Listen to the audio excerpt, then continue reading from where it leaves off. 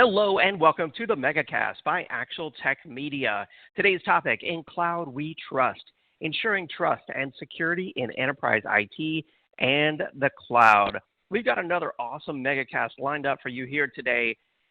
On this event, you'll hear from our experts at Progress, Metallic, Octa, Duo, Rubrik, Palo Alto, Firemon, and Gigamon. Thank you so much for joining us on the Megacast by Actual Tech Media. If you haven't been on a Megacast before, you should know that we at Actual Tech Media created the Megacast and EcoCast event series to help educate IT professionals such as yourselves about the latest and greatest in enterprise technology to help you do it quickly and efficiently and virtually, all from the comfort of your home or office, and to help you solve your IT challenges. We're all former IT professionals here at Actual Tech Media. We know how tough it can be out there in the world of enterprise IT, and we want to help you to solve your challenges. That's why we've got live Q&A sessions on the event today, and we want your questions. We even have a best question prize to help encourage those questions. I'll talk about that here in just a moment. Before we get started, there's just a few things that you should know about the event. My name is David Davis of Actual Tech Media, and I'll be serving as the moderator and host, along with my co-host, Mr. Scott Becker, who will be joining us later in the event. Of course, on the Megacast, we always have, I like to say, a mega lineup of prizes. I'll be talking about those prizes here in just a moment, as well as the eligibility requirements for those prize drawings. But we also want to call your attention there to the questions pane. Many of you have already said good morning or good afternoon, hello from across the United States and around the world, and of course we appreciate that, but we also want your technical questions for our Q&A sessions.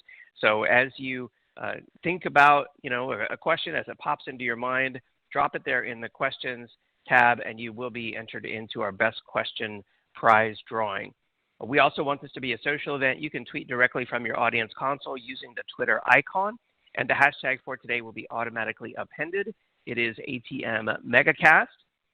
Also, there are social resources there in your audience console as well for our YouTube channel, Facebook, LinkedIn page, and Twitter. So make sure that you check those out. And then finally, on the Handouts tab, you'll find a number of resources hand-selected from each of today's expert presenters. They're all PDF resources you can download, or I see a few URLs in there as well. There are some special trial links. There are ebooks.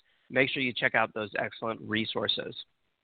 And then, as I mentioned, prizes. Wow, on the Megacast today, we have 5 Apple M1 24-inch iMacs. These are the new iMacs.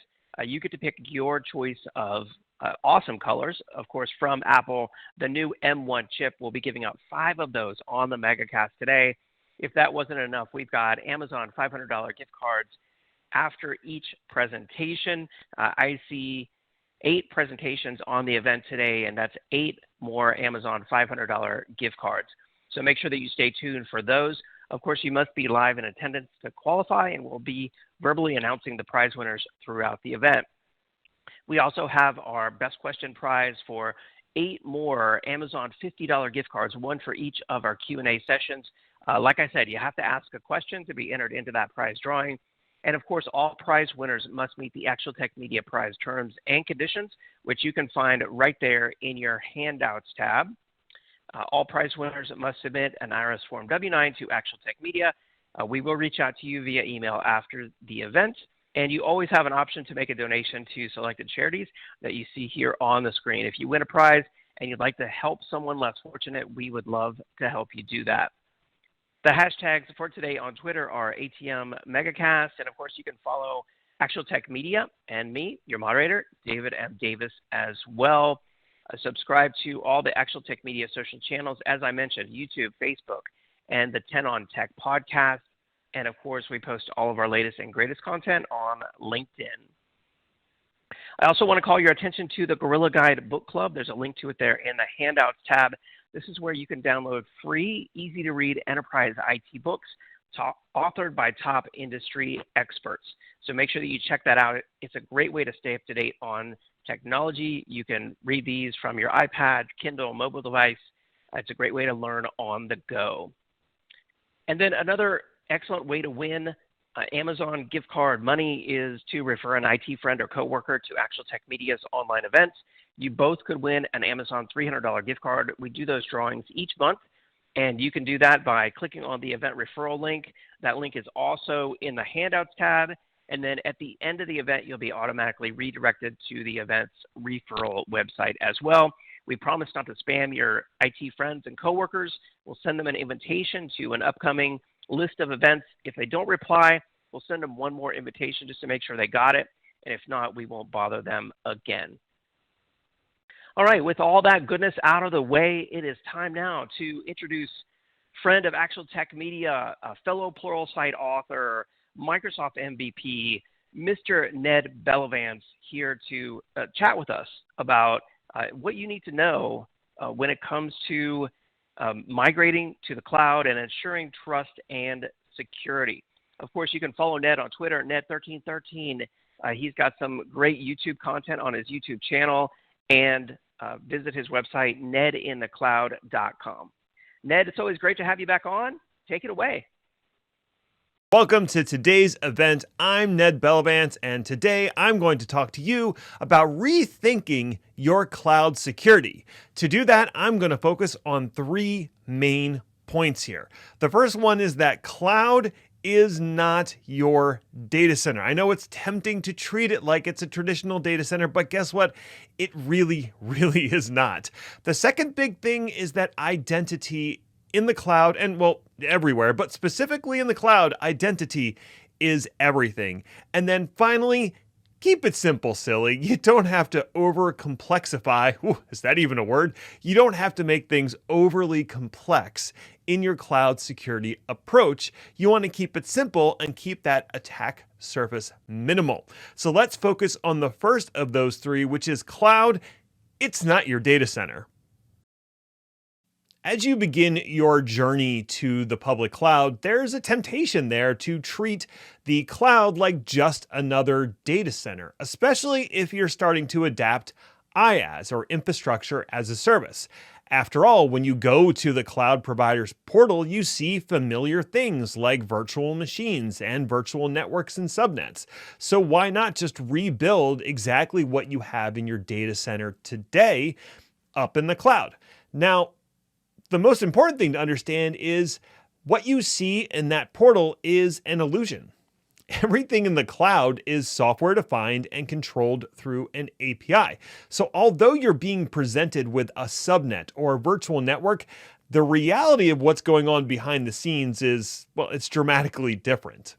Now, the next thing to bear in mind is when you think about your traditional data center, you have things like a perimeter network. You can actually see where the cables are coming into your building and going into your gear. And that gives you a sense for a well-defined perimeter that you can try to defend from a networking perspective.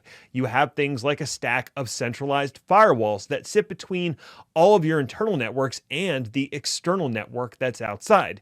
You also have something like Active Directory that's providing identity services for all of your internal services. So you might be tempted to shift all of that up to the public cloud and create the exact same template up there.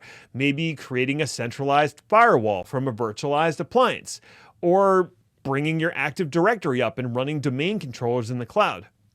Can you do all of that? Sure you can. But is it the best way to approach security? I would argue no, and that's because cloud is fundamentally different. Let's take a closer look at why I say that. Probably the most important thing to understand about the cloud is the network that you see is largely, it's an illusion. Any virtual instance that you have running in your public cloud is one API call away from having a public IP address. What does that mean? It means that building a strong perimeter and centralize everything to go through one pair of firewalls is probably not the best design decision that you can make. Instead, you have to take a more distributed approach to your networking and to your security. Things should be enforced at the host level or at the virtual machine level, and you should restrict communication by service or perhaps by identity, we'll get to that later, instead of doing it by IP address or by subnet. Another important thing to consider is that you're going to be using some level of platform as a service, and that doesn't really adhere to what you have in your data center. The platform as a service components, maybe you can hook them into the virtual networks, but oftentimes you can't.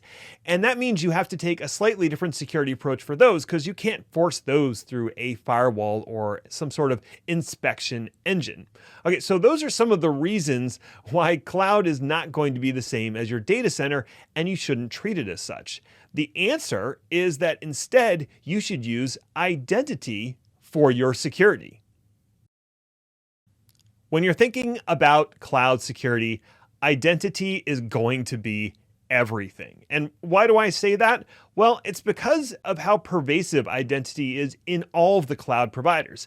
Every user account is an identity. Every computer that gets created, every virtual machine, I should say, that also has an identity. Every service that's created has an identity. So when you're constructing things like security groups, or when you're figuring out permissions for authorization, everything is going to be tied back to an identity, and that identity follows a chain of trust. When you think about the users, they are going to be using two-factor authentication, at least they really should be, and that allows them to create a trust where you trust their identity to allow them to do things. When it comes to things like service and machine accounts, those are built from the ground up on the cloud provider itself. So there's a chain of trust there, knowing that it's spun up on a specific host and it has all the proper certificates and authorization that you need to be able to trust it. The next big thing is almost everything in the cloud uses short-lived tokens for access. Instead of using a username and password to gain access to every system, it goes back to a centralized authority, whether that's AWS IAM or Azure Active Directory, and gets a token. That token has a minimal lifetime, and you can use that to do things. If that token somehow gets compromised, they can do a little bit of damage, but that token will expire or can be revoked. So really embracing the idea of short-lived tokens and identity is going to make your security posture that much better. The next best thing you can do is to keep things simple and avoid unnecessary complexity. The thing about complex systems is, well, they're complex. There's a lot of moving parts. And the more complexity you add to a system, the better the chances that someone's going to misconfigure something. And that misconfiguration opens up an attack vector for someone from the outside to get into your systems. So the simpler and sleeker you can make your security approach and your security controls, the less chance that someone's going to misconfigure something or a vulnerability is going to arise in some piece of software you don't even need to be running that will allow an attacker to get in, land, and expand. So keeping it simple is going to be huge. Now, how do you keep it simple? How do you push back on folks that are trying to get you to add all these additional controls? Well, my buddy Adil Ahmad has two important questions that he always asks. Why and so what? So the why is, why are we adding this control? What is it doing? What security is it adding that I don't already have a control for? There's an idea of defense in depth in security, which is multiple controls that are protecting against the same thing. While that seems like it might be a good idea, it's actually adding additional complexity without any real benefit. If you misconfigure one of those controls, you might be allowing an attacker in. So instead, when someone comes with a new control, the first question to ask is, why? Don't we already have a compensating control for that? Why do I want to add this complexity? The next question to ask is, so what? So what if someone's able to do this one small thing? If they're able to get onto one system but not land and expand because that system is restricted in what it can talk to in the rest of the environment, then it doesn't necessarily matter. You don't have to add this additional control because if an attacker gets in, they can't do anything. And that's really important to bear in mind if you're trying to embrace the idea of simplicity in your security. Okay, those are my big 3 ideas when it comes to rethinking your cloud security. Let's review them, shall we?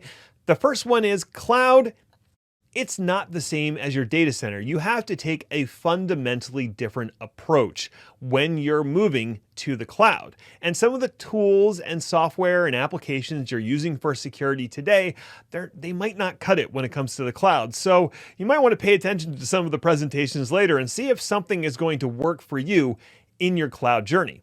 The second one is identity is everything when it comes to the cloud. Everything in each cloud provider has an identity associated with it, and you can use that identity to create really robust security policies. The last thing is to keep it simple. You don't want to add additional layers of complexity and security controls for potentially no real benefit and just expanding your attack profile that someone might try to take advantage of.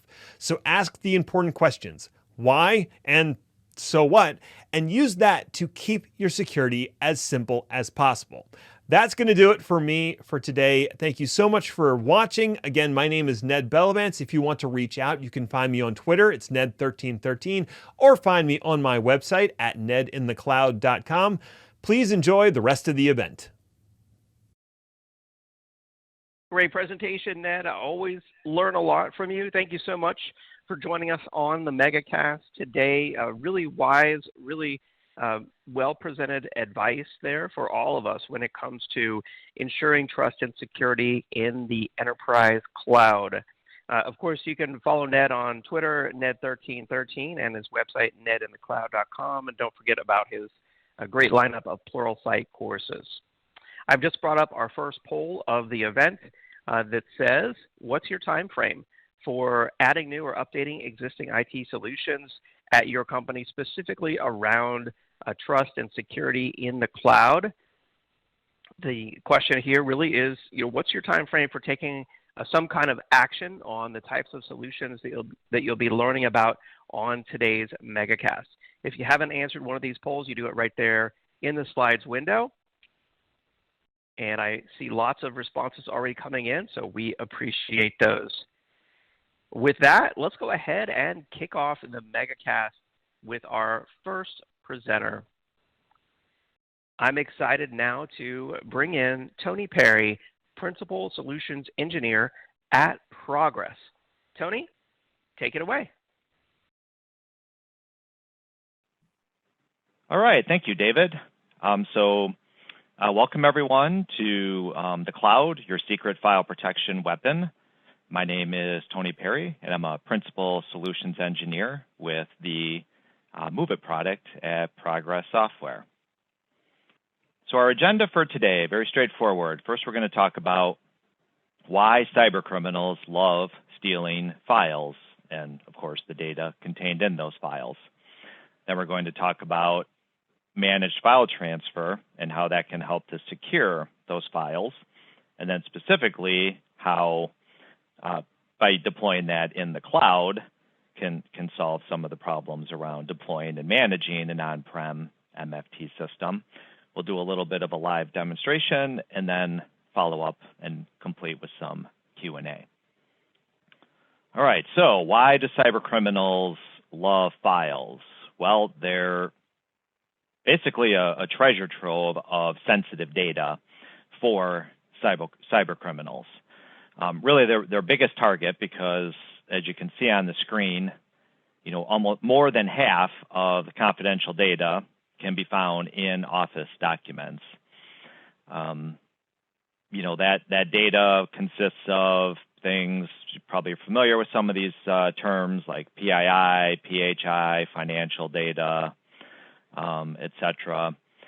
Basically, whenever you're transferring whenever you're transferring files that contain confidential data, which is over half the time, you definitely need to make sure that you're taking care of those files while all the time, but especially while they are being transferred. So why are those transferred files so vulnerable? Well, as it implies, you're transferring them. So you're taking a file and you're sending it somewhere else.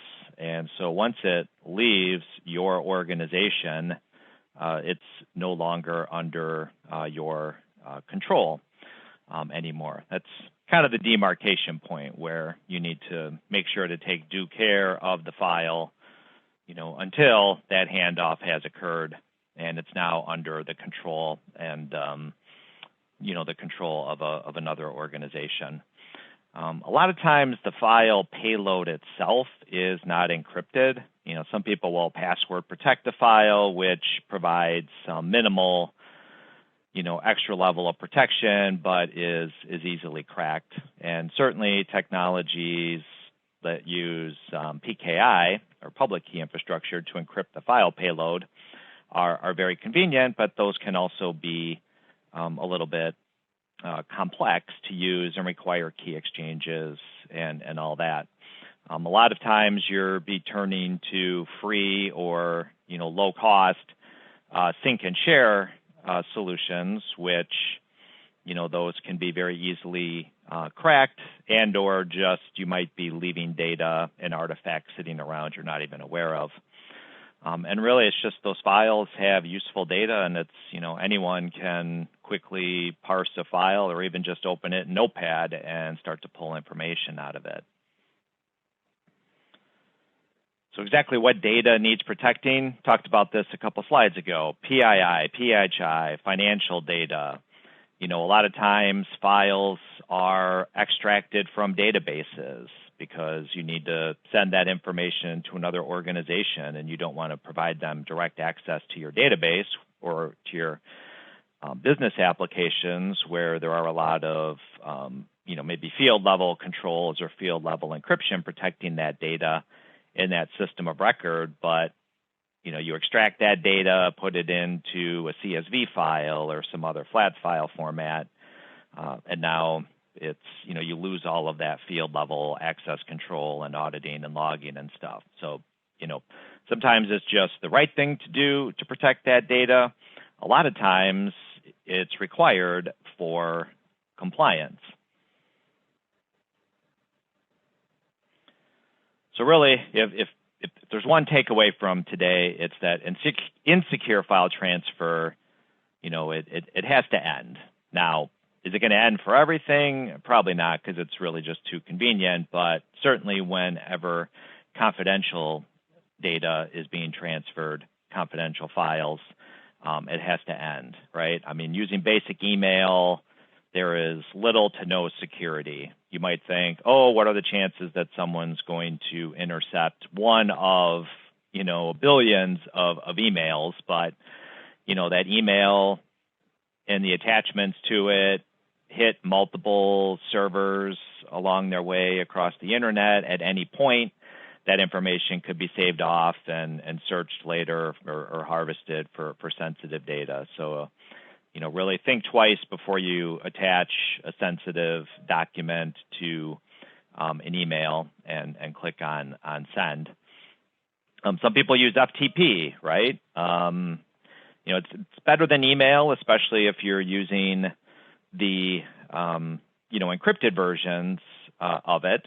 But once again, that requires a lot of care and feeding. You can't just fire up a desktop FTP client and connect and transfer file and know that everything is going to be okay. And then there's the file sync and share services out there that you might be leveraging.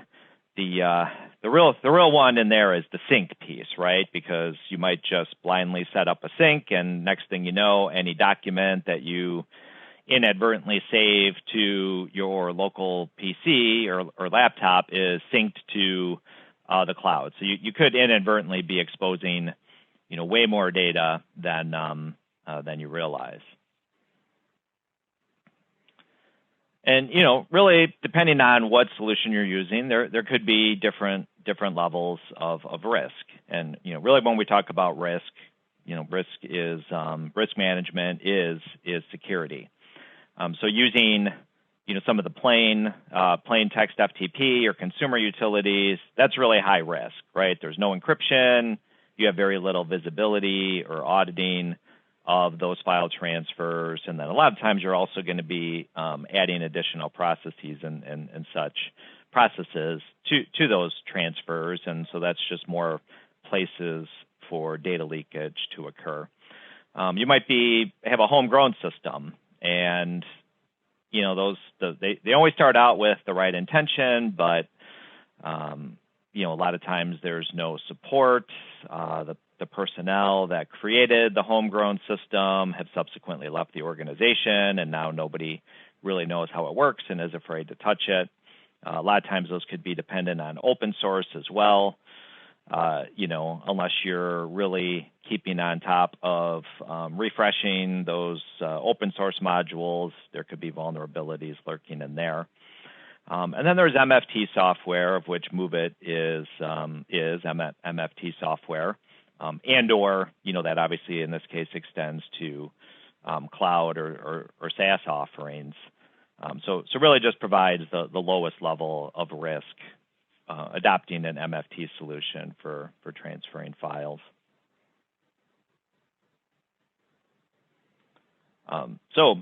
Why choose an MFT solution? Well, other than, obviously the lower risk for those sensitive data, you can kind of see some of the benefits here. Really it's the best option for securely exchanging sensitive data. It's going to provide you that tamper-evident audit logging, encryption, both in transit and at rest. For authentication, MFT solutions like MoveIt are able to tie in to existing authentication directories, can support multi-factor authentication, which is becoming a requirement. Also for integration purposes, like MoveIt provides a RESTful API. So if you want to tie MFT into another application or, do some dashboarding and pull down statuses and stuff, you can access that information through its API. Okay, so then where does the cloud come in, right? So, historically, companies wanting to adopt MFT or any applications really would deploy them on premise, and they would stand up the servers to host the software on. They're responsible for updates, patching, all the administration, so on and so forth. And then when you start talking about deployments that can support high availability and disaster recovery, it can actually get quite complex, and then that's multiplied by all the different systems and applications that you need to maintain. So really with being able to subscribe to MoveIt as a cloud service, makes it easy to consolidate all of those file transfers into that single service, which is already configured and secure by default. So you don't need to go through any additional steps in order to ensure that your files being transferred through MoveIt Cloud are secure. And like we touched on, there's a lot of benefits, especially if you don't have the resources to manage the existing applications in your portfolio as well as new applications. So you really get all those benefits of offloading the care and feeding of the system to the experts at managing that system. Yet with MoveIt, you still do maintain admin access. So you're not, giving up all of the application level administrative access that you would get. You're just, handing off the care and feeding and updating and patching of the software and the infrastructure to the cloud provider. So let's just kind of recap some of that, right? So, you save time by not having to manage that. Uptime SLA, so there's a 99.9% update or uptime SLA. Also, compliance. MoveIt Cloud is PCI certified and HIPAA compliant. So if you are transferring PHI or PII and are subject to, either PCI or HIPAA or both, rather than that being in scope for your own audits, you're able to subscribe to the PCI or HIPAA compliance toolkit with Move Cloud, and that will provide you with the documentation and the attestation of compliance and report on compliance that you need in order to satisfy your auditors.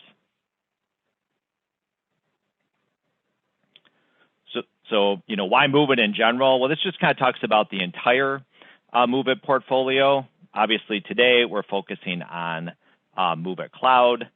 However, there is also an on-premise version called Move Transfer. And so if you're, on the fence about cloud, or you have just some specific requirements that, you're not able to do with the cloud, there is the on-prem Move Transfer available. And then also a component, we won't be demonstrating it today, but Move It Automation. That is a component, a part of the solution as well, that you could deploy on-prem in order to facilitate and orchestrate file transfers from your on-prem repositories to or from Move It Cloud.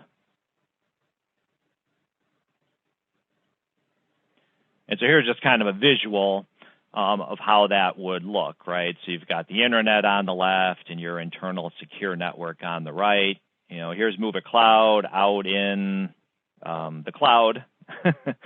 And so that really serves as that ultra secure drop off and pickup location.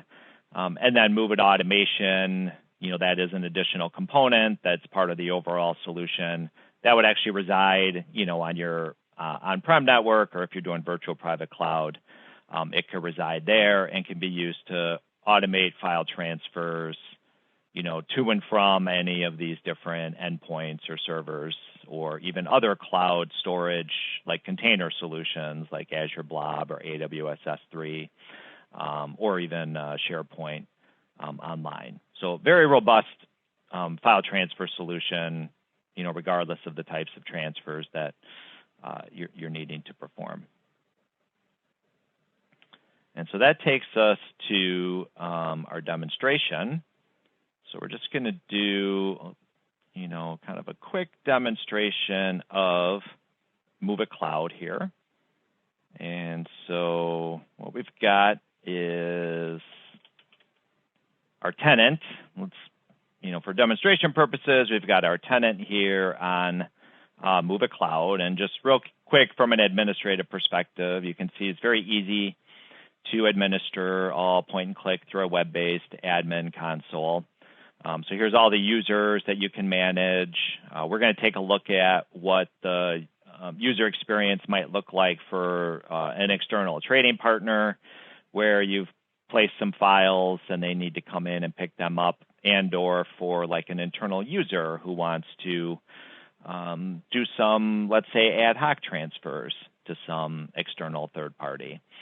And then as the administrator too, you'll be able to manage all of the different folders in Move It Cloud in your environment, set the permissions, etc. The live view dashboard would provide the administrator with visibility into transfers that are happening, the logging, the reporting. We'll come take a look at these in a minute here after we do some transfers. So first, let's take a look, and I'm going to start with an email notification, because that's a nice feature of Move It Cloud, is being able to send email notifications. So here we have our external partner, and prior to the demo, some files were uploaded out here for this partner to come in and download. So this could be a daily, a weekly, an on-demand type situation. And so in order to download these, the user could get an email notification and click right on there, which would take them right to the site where they're able to authenticate.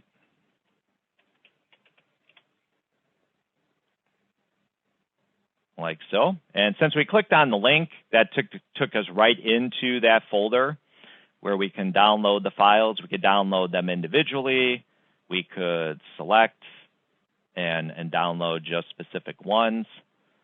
Also just want to show that if the user didn't get the email, instead they just logged on, MoveIt provides a nice list of new files right here on the home screen for the user.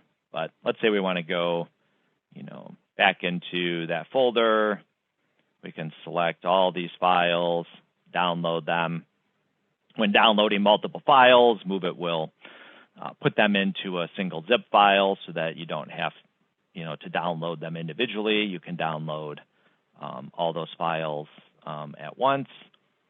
Now you'll see if we refresh here, right, they're no longer in bold because they're no longer new, but they are still out here just in case something happened, the user has to download them again, etc.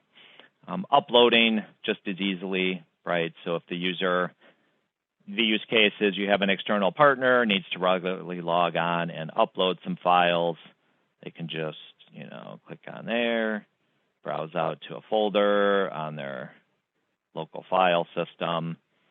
There's no file size limitations, so the data is transmitted encrypted, it's stored encrypted, the integrity has been verified.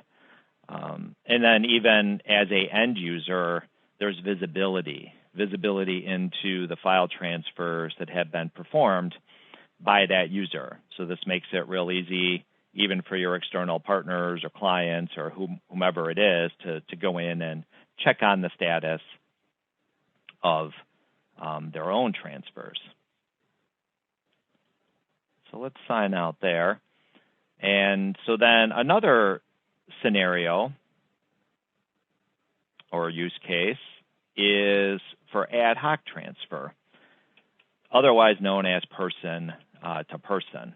And so this is really the case where you've got users, employees that have a need to be able to send sensitive data to external parties, and they want to do it in a secure and compliant fashion. But you don't want the overhead of having to be constantly onboarding external user accounts, only to have to tear them down because they're one-time or limited use.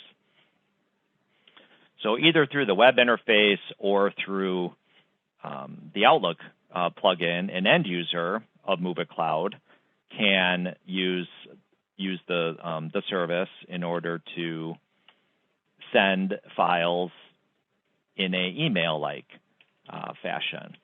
So I'm just going to show that real quick, and then we'll show what that looks like from the external user's perspective.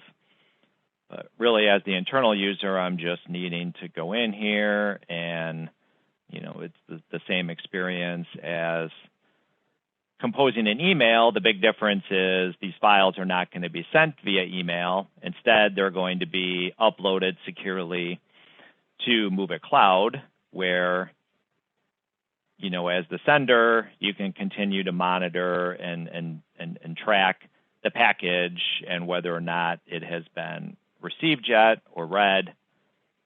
Even have the ability to recall. So that gives you that, just got back from lunch, sent the wrong files, I need to recall that package.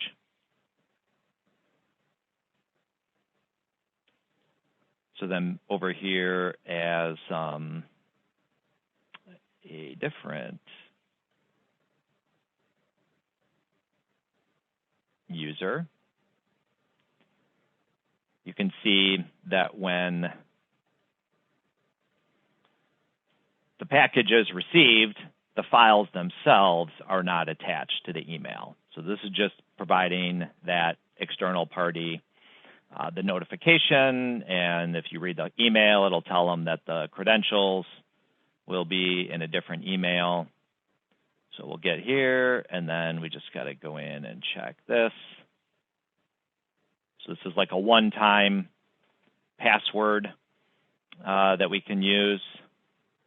Just got to get to the right tab here.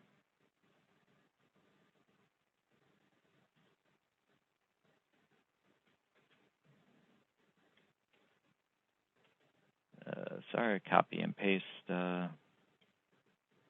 Copy.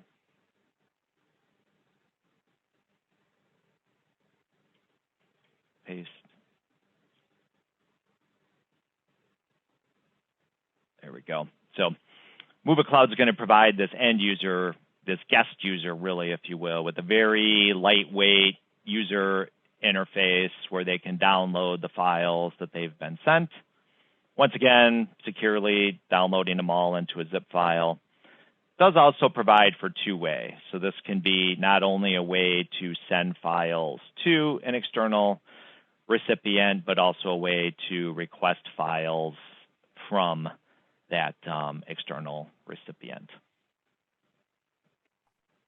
Our question. So, David, do we have any questions come in? Absolutely. We do have some questions coming in. Great presentation. Really cool demo. Thank you so much, Tony. Let's see. First question I see here from the audience. They're asking, what size of organization can benefit from file transfers in the cloud? Great question. And I would say really any size. I mean, the benefit of cloud is that you can, right size the offering that fits your needs. So Move It Cloud you can have as few as 25 users, or you can have hundreds or thousands of users and subscribe based on storage and bandwidth requirements. So I would say really any organization that is cloud friendly or cloud first, certainly worth a look to see if leveraging Move It Cloud as a service fits better for them than the more traditional on-prem software route. Absolutely. Yeah. Sounds like it could help so many companies out there. Next question, they're asking here about compliance. Is Move It Cloud compliant? It is, yes. So, and that's one of the great benefits of going with Move It Cloud, especially if you are a smaller organization and lack the resources to handle going through the compliance and the certification for the number of different systems that you might have in scope. So with Move It Cloud, the environment is PCI certified, HIPAA compliant, and there's a SOC 2 Type 2 report that is released annually. And so, by subscribing to that, you automatically inherit all of that security and compliance and certification effort without, needing to do that yourself. Very nice. And then next question here, they're asking about, the expense. They say here, is the shift to cloud more expensive than on-premises for managed file transfer? Yeah, I mean, not necessarily, especially if you start to take into account the total cost of ownership. And like I touched on in the presentation, Move It Cloud by its nature includes high availability, disaster recovery, and a 99.9% uptime SLA, even if you are on the low end 25 user subscription. So certainly in that case, compared to the infrastructure and licensing that would be required to deploy that sort of environment on your own, cloud provides a great value. But even at the higher end, just when you factor in the time and effort for IT to manage the system, going with cloud, can once again provide great value and ROI. Excellent. And then, so I know we're running out of time here. A final question I wanted to ask you is, how should folks get started? Is there a free trial that folks can take advantage of? There is, yes, yeah. There is a free use period. So, from the website, you would be able to, request a free trial. I believe it's 14-day free trial, so that way you can kick the tires a little bit and easily evaluate for yourself whether or not Move It Cloud is a good fit for your requirements and use cases. Awesome. All right. Well, it sounds like this could help a lot of companies out there. The free trial is a great way to get started. Thank you so much for the excellent presentation and demo, Tony. All right. Thank you. All right, I've just brought up our poll question for everyone out there that says, what additional information would you like about the Progress Mft solution?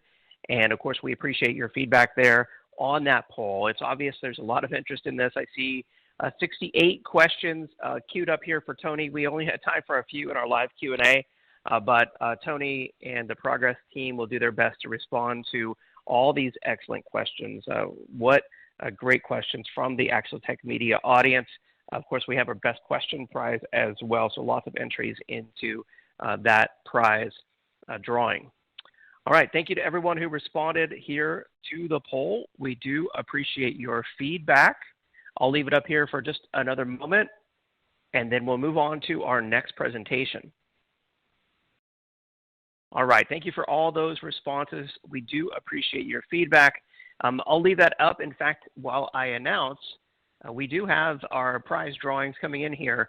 Our first Amazon $500 gift card is going to Trevor Mylock from Texas. And our first grand prize for an Apple iMac going to Andre Yang from Minnesota. Congratulations. All right, and with that, I'm excited now to bring in our next presenter on today's Megacast, introducing you to Indu Petibola, Senior Director for Product and Strategy at Metallic. Hi, Indu, are you there? Yeah, I'm here. Thanks for being on the event today. Take it away. Yeah, thank you. It's a pleasure being on the webinar today, presenting to this audience. Today, I'm going to talk about data management as a service and its critical role in ransomware recovery. So as I was introduced, I'm Indu Petibola, Senior Director, Product Management at Metallic, which is a Commvault SaaS venture.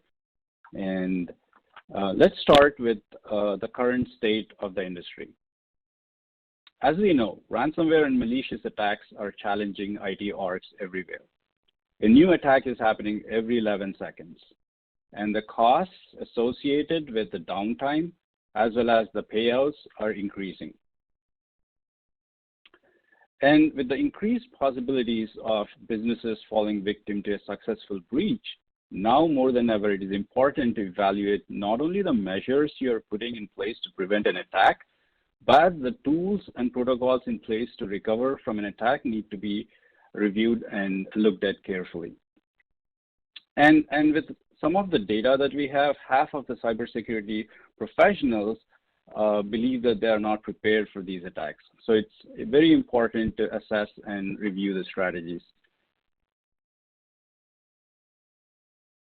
With that context, many of the businesses are leveraging the Nist cybersecurity framework, which provides a proactive blueprint for ransomware recovery.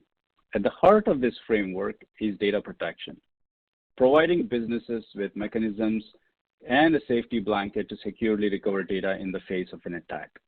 The Nist framework covers protect, detect, respond, recover, with identifying as the basis as the framework to be used. And this is important as data protection and recovering from these type of attacks presents the last line of defense and can mitigate the widespread impact of breaches. Now, Metallic data management as a SaaS portfolio is more comprehensive than ever. We offer cloud-to-cloud protection of critical SaaS applications like Office 365, Dynamics 365, and Salesforce. We protect a wide range of hybrid cloud workloads, including VMs, containers, as well as structured and unstructured data, and also offer Metallic cloud storage as a secondary target for these environments. Our endpoint protection secures laptops and desktops, which is more important than ever in today's remote work landscape. With free AD Active Directory and Microsoft Active Directory backup included with every purchase, and we also, with Metallic, are covered for local, state, and federal agencies, as well as government contractors with our Metallic Government Cloud Solutions available across the Metallic portfolio to safeguard your data while meeting FedRAMP's highest security standards. Metallic unifies data protection and management for all these workloads into one single solution with one single pane of glass management. And it eliminates silos, manages risks, and safeguards data wherever it exists. Protect, detect, and recover form three keys for comprehensive ransomware protection. Protection includes isolating, preserving, and protecting data from ransomware internal malicious attacks. Detection includes tools to spot threats and vulnerabilities early and helping mitigate the impact of breaches. And finally, recovery includes the ability to recover data fast to reduce the downtime and impact on the business. With Metallic, we offer a multi-layered security approach. In Metallic, with its data protection foundations, provides robust controls to both prevent threats and ensure data is highly available and recoverable from deletion or attacks. Metallic backups are in a separate security domain, with both the control plane and the data plane being in a separate domain. And with the source data format also being different, this provides a virtual air gap between customer environments and backup copies and operations. This is very important concept as and when if an organization's environment gets breached or attacked, you're still able to view and see your backup environment, your backup copies, and they're protected and insulated from the attacks. With multi-factor authentication, at-rest in-flight encryption, zero trust access controls baked in, Metallic offers a hardened enterprise-grade security model in the cloud, limiting internal lateral movement, external data loss, and delivering rapid recovery. Metallic also has early threat detection capabilities built in, with warning systems that include anomalous activity with file patterns and other anomalous detection signals that can be flagged as the data is being processed.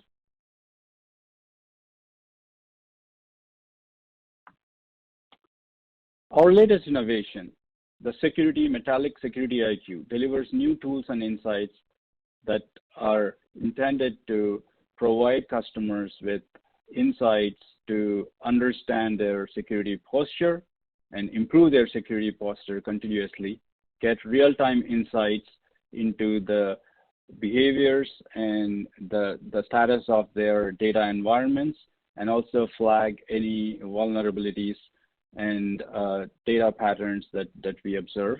And finally, it provides recovery points to help make informed decisions to exceed SLA objectives and flagging when data copies or recovery points have been cleaned that could be malware infected or not, and be able to recover from those pre-infected recovery points. So Security IQ is a new capability that was recently launched, and this shows a dashboard view of the Security IQ. As you can see on the left, you'll see that on the top left, there's a security posture score that customers can look in and identify if their security controls that the platform provides are enabled or not enabled, and gives recommendations on what to get enabled for those scenarios. On the right, there's also widgets that show the abnormal and anomalous conditions and behaviors that could be drilled down into to understand the current state of the backup environment, and gets you those insights and initial warning signals to contain your attacks. Security IQ dashboard also includes the audit events. This is important to understand who's doing what as a admin or any other user using the tool, and all of these events are captured as part of Security IQ audit events. This is a drill down into the intelligent ransomware recovery dashboard, where once you want to recover certain data, you can drill down into this dashboard and understand where there's some unusual data patterns and also identify the recovery points that you want to recover your data from.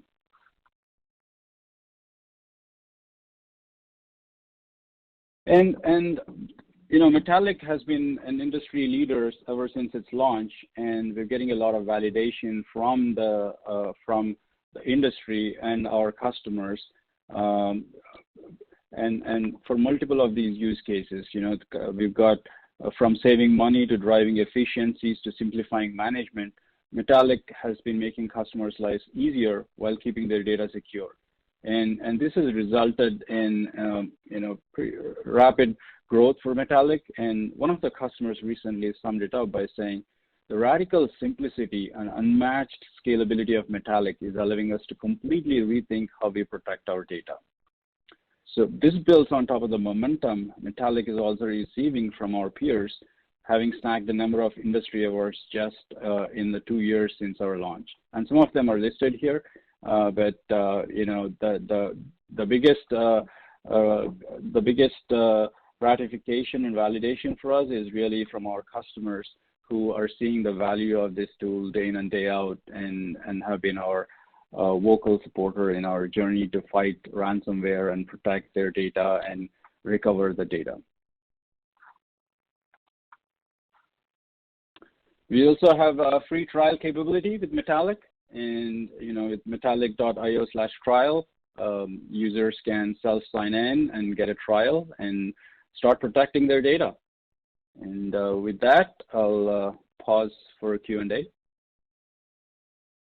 Absolutely, yeah. Great presentation. We do have a number of questions for you here. Before we get started with that, I just want to bring up our first of two polls for the audience.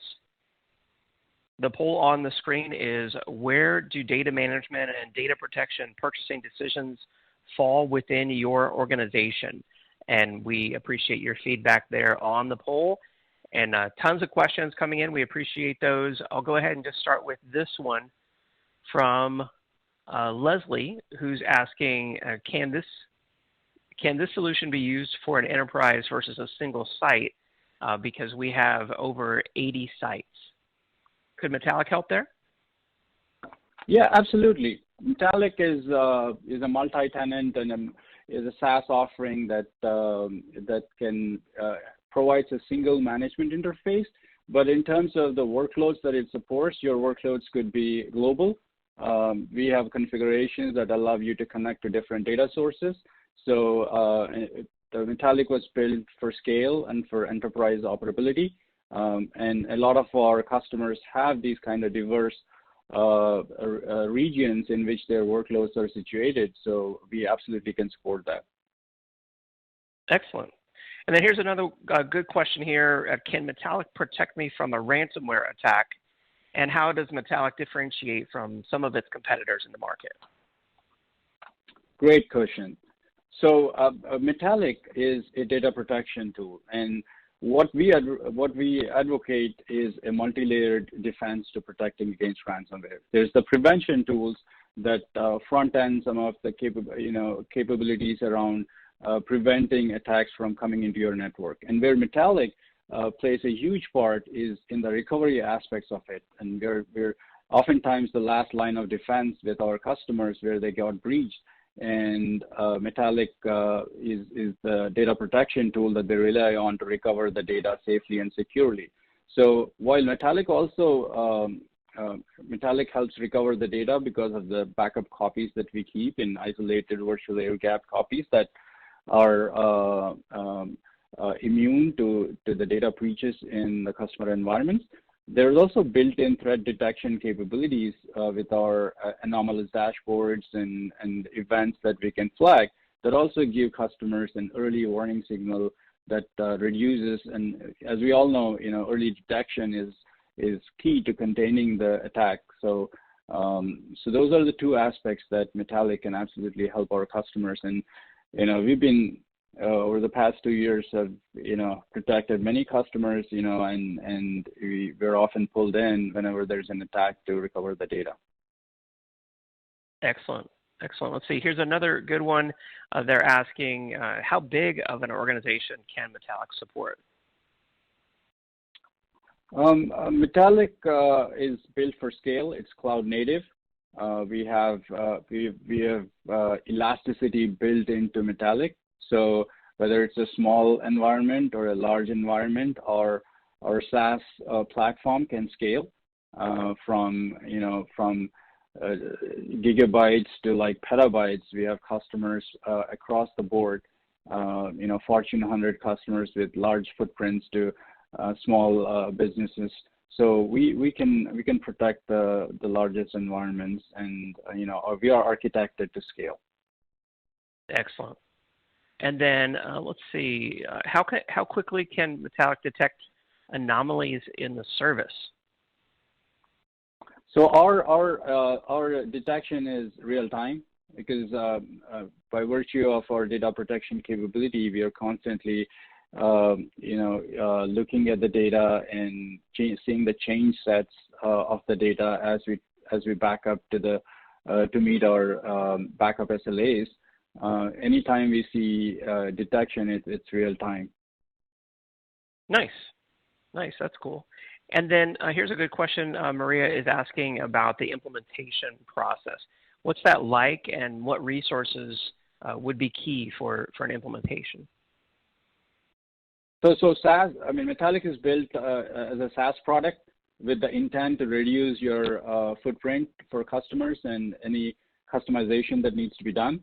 So it's a very seamless process where customers can log into metallic.io and start configuring their data sets and data sources and start seeing the value of backup. So there's very minimal implementation from a customer's perspective, and that's the beauty of Metallic and the SaaS product offering form factor that we offer it in.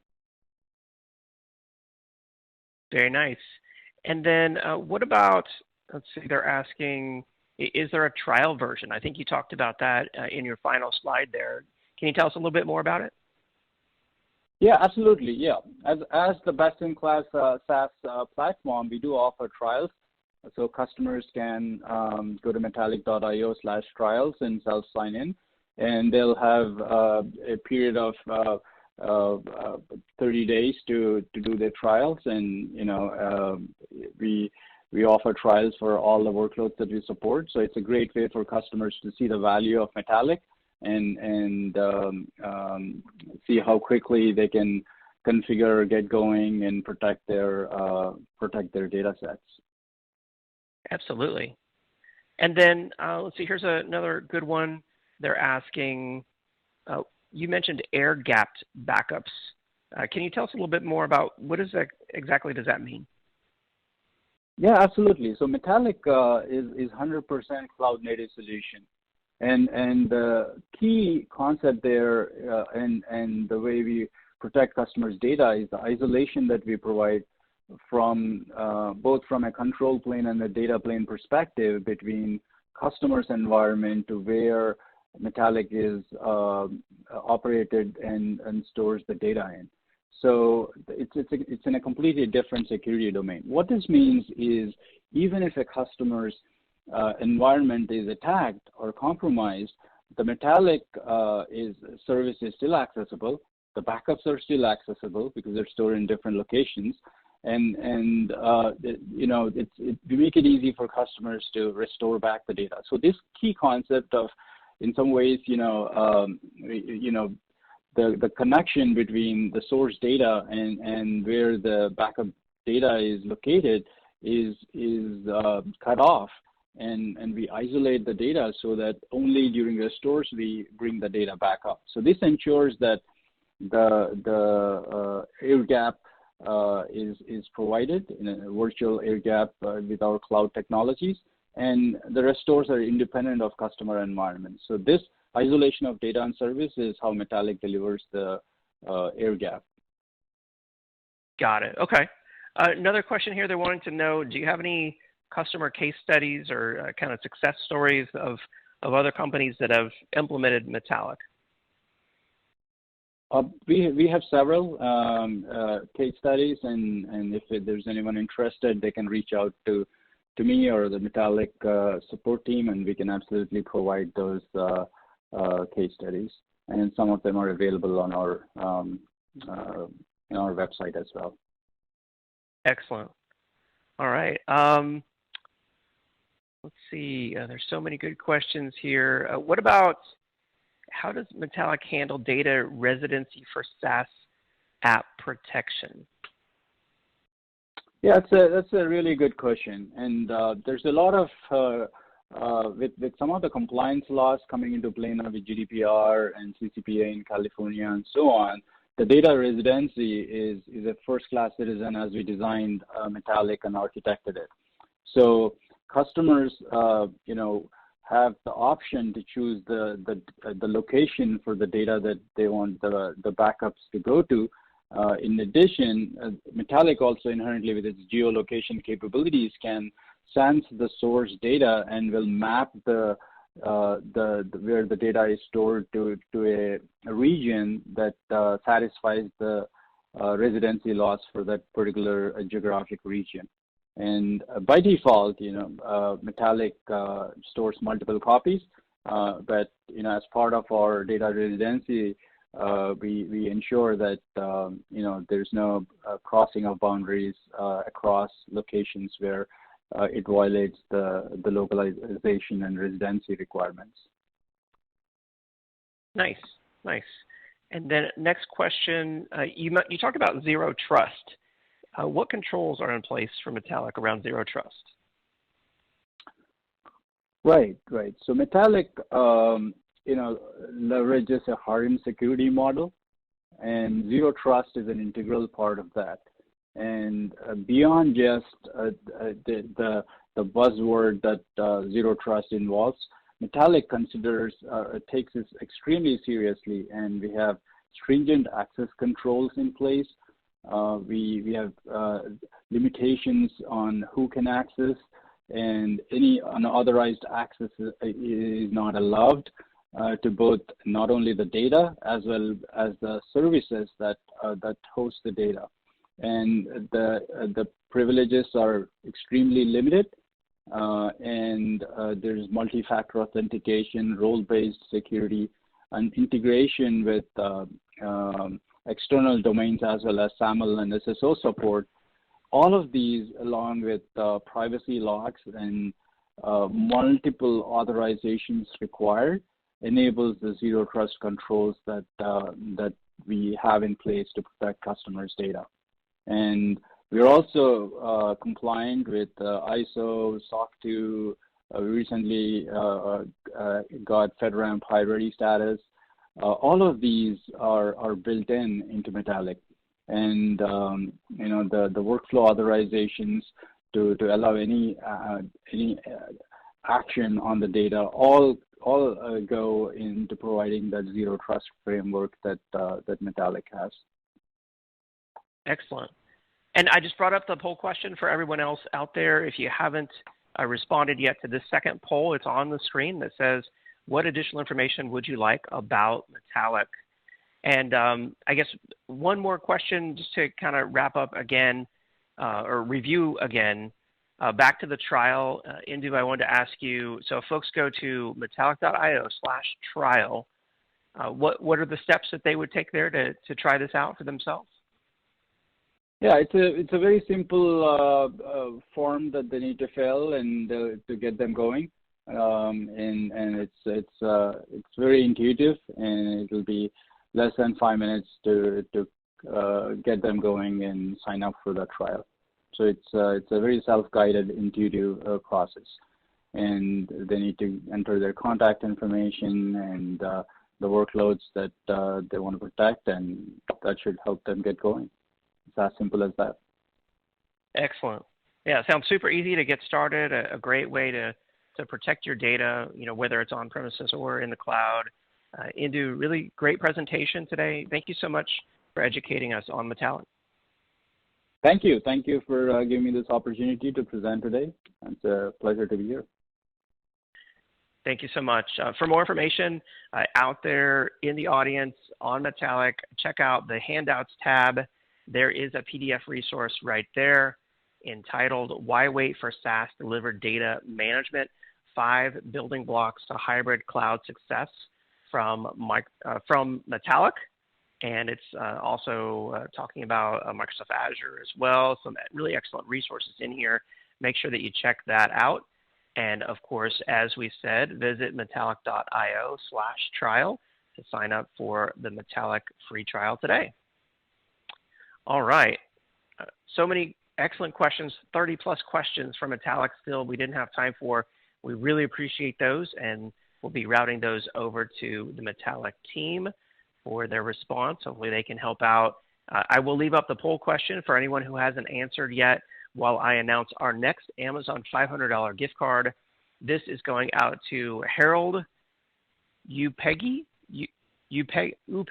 maybe, from Washington. Congratulations, Harold Upegi from Washington. We will reach out to deliver your $500 Amazon gift card. Still 5 more grand prizes, 5 more Apple iMacs to give out on the event today, and 5 more Amazon $500 gift cards. So make sure that you stay tuned for those. All right, and with that, it's now time to move on to our next presentation. I'm excited now to bring in Lance Melicara, Group Product Marketing Manager at Octa. Lance, it's great to have you on the Megacast. Take it away. Hello, everyone. My name is Lance, and I'm fired up to welcome you to this session. This session is called The Role of Identity in the Enterprise, an approach to hybrid IT. Today, I want to walk you through our vision of how we can help companies make the most out of their hybrid IT environment using Octa. So let's go ahead and get started. Now, the thesis for this session is that hybrid IT is not going anywhere. Hybrid IT is actually here to stay. It is growing, and in fact, it is the environment of choice for the vast majority of companies out there. But what do we mean when we say that? Well, first, we've got to define hybrid IT, which is composed of the combination of public cloud, hosted services, and on-premises data centers.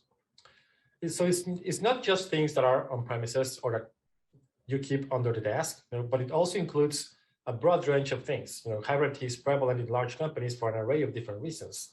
Maybe you are a company that is growing organically and your customers are more spread out than they used to be, causing you to expand globally and open new offices around the world. Maybe you're trying to hire where the talent is and you're moving to more of a distributed model for hiring. Maybe you have compliance requirements that in order to operate in key markets, it's pushing your business to be sort of like distributed and operate differently in different geographies. Or maybe you purchase a company through M&A to accelerate your business, and they are not necessarily going to share the same infrastructure or headquarters. Probably more likely than not, especially if you're in a large organization that has been around for a while, you're more likely to be operating in an environment that has some combination of all of these things, if not all of them. This pretty much happens to every company of a certain age and size.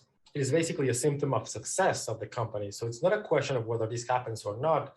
Really, the question is, when it happens, and more importantly, it's about what happens next. What do we do in this world where hybrid IT is so prevalent? From an IT perspective, the trends that we see here are actually fracturing IT operations. So we see our customers finding themselves responsible for managing dozens of environments and having to streamline hundreds of disjointed services. These services are often scattered across the entire world. The resources and the applications are scattered. Your users are actually using different technologies and taking various different approaches to leveraging the technology that they need in order to get their jobs done. All of these things lead to what we call hybrid IT. And over the last 18 months or so, we're actually seeing an acceleration of all of these trends. Let's look at just a small subset of what IT is responsible for, which is the array of applications that the organization is using. You have some applications that are going to SaaS, and with good reason. You have some that are being hosted by a third party. Some are third-party applications that are hosted by IT, but purchased from a vendor. Some are actually custom applications built internally, and this one's actually increasingly common for what we can see with our customers at Octa. Custom applications that technology teams are building and operating, and that IT is on the hook to support and increasingly to participate in the development and operation of these technologies. And this, I just want to highlight as being increasingly common because companies actually see this one in particular as an opportunity to differentiate themselves through technology from their competition. So organizations see that the more adaptive they are, the more agile they are when it comes to building new technologies to support their business, the more differentiated and successful they are going to be in the market. And again, the most likely scenario in this case is that you are probably dealing with some hotspot, some combination, if not all of these scenarios all at once. So for all of you, or those of you in IT, you can probably relate to some, if not all of these challenges. So hybrid IT is real. It is prevalent, and it is actually growing. It is a challenge, but it's also a big opportunity. There are many benefits and reasons why it makes sense for organizations to want to keep a hybrid IT environment. In fact, 89% of companies are actually choosing a hybrid IT environment. 89% of companies, that means the vast majority of companies out there are actually deliberately choosing to maintain a hybrid IT environment. So when you look at the combination of on-premises, hosted, and public cloud, the overlap here is what we refer to as hybrid IT. So we see that hybrid IT is growing. And when we look back at the last 18 months or so, we can see that there's been an acceleration of some, if not all of these trends that are feeding the growth of hybrid IT. So not only were companies already distributed before the pandemic, but now all of their employees are working from home, working from anywhere in the world, really. We also see that budgets are much more constrained because companies are really trying to ruthlessly prioritize in this environment. Industries themselves are rapidly shifting. So not only are we looking at different business models fueled by technology within the same type of industry, but we see industries being upended because of the paradigm shift that the pandemic brought about. But the truth is that in reality, these challenges were not triggered by the pandemic. They were only accelerated and became more urgent because of the pandemic. They became the biggest priority for every company's ability to operate in this environment. So if we look at that again as an acceleration of these trends, the challenges that companies need to sort are also growing and becoming much more urgent. Challenges like, how do I traverse network boundaries in a world where no one's on the same network anymore? How do I get control over the myriad access control mechanisms that I have? How do I manage isolated data stores? And how do I provide a user experience that is not fragmented as a result of the fragmentation of my environment? If we translate these challenges into identity goals, which is what we're really here to talk about today, the goals can be framed as, how do I make my hosted applications available to anyone, anywhere, with as little friction as possible? How can I use one set of credentials to log into anywhere? How can I avoid the cost and risk of syncing identities across silos and isolated data stores? How can I provide a cohesive experience across heterogeneous environments? So it really comes down to that. How can I make my users not have to jump through so many hoops in order to get their jobs done and to interact with my business? And this is where Octa can help. Octa provides a suite of capabilities to help you connect all of your hybrid resources into the Octa Identity Cloud, regardless of where your resources live, so that you can provide a better experience for all of your users. At the center of our hybrid IT solution is OAG, or Octa Access Gateway, which we'll cover in more detail in a minute. We also have Advanced Server Access, or ASA, which helps you connect to critical infrastructure via SSH and RDP keys. So really connecting at the infrastructure and server level here. And ASA is actually going to expand in the near future to connect to public IaaS providers like Azure, GCP, and AWS, as well as to containers and databases. And finally, we have agents that connect Octa to legacy technology via various legacy protocols to help you connect to different types of servers, Wi-Fi, and VPN, among others.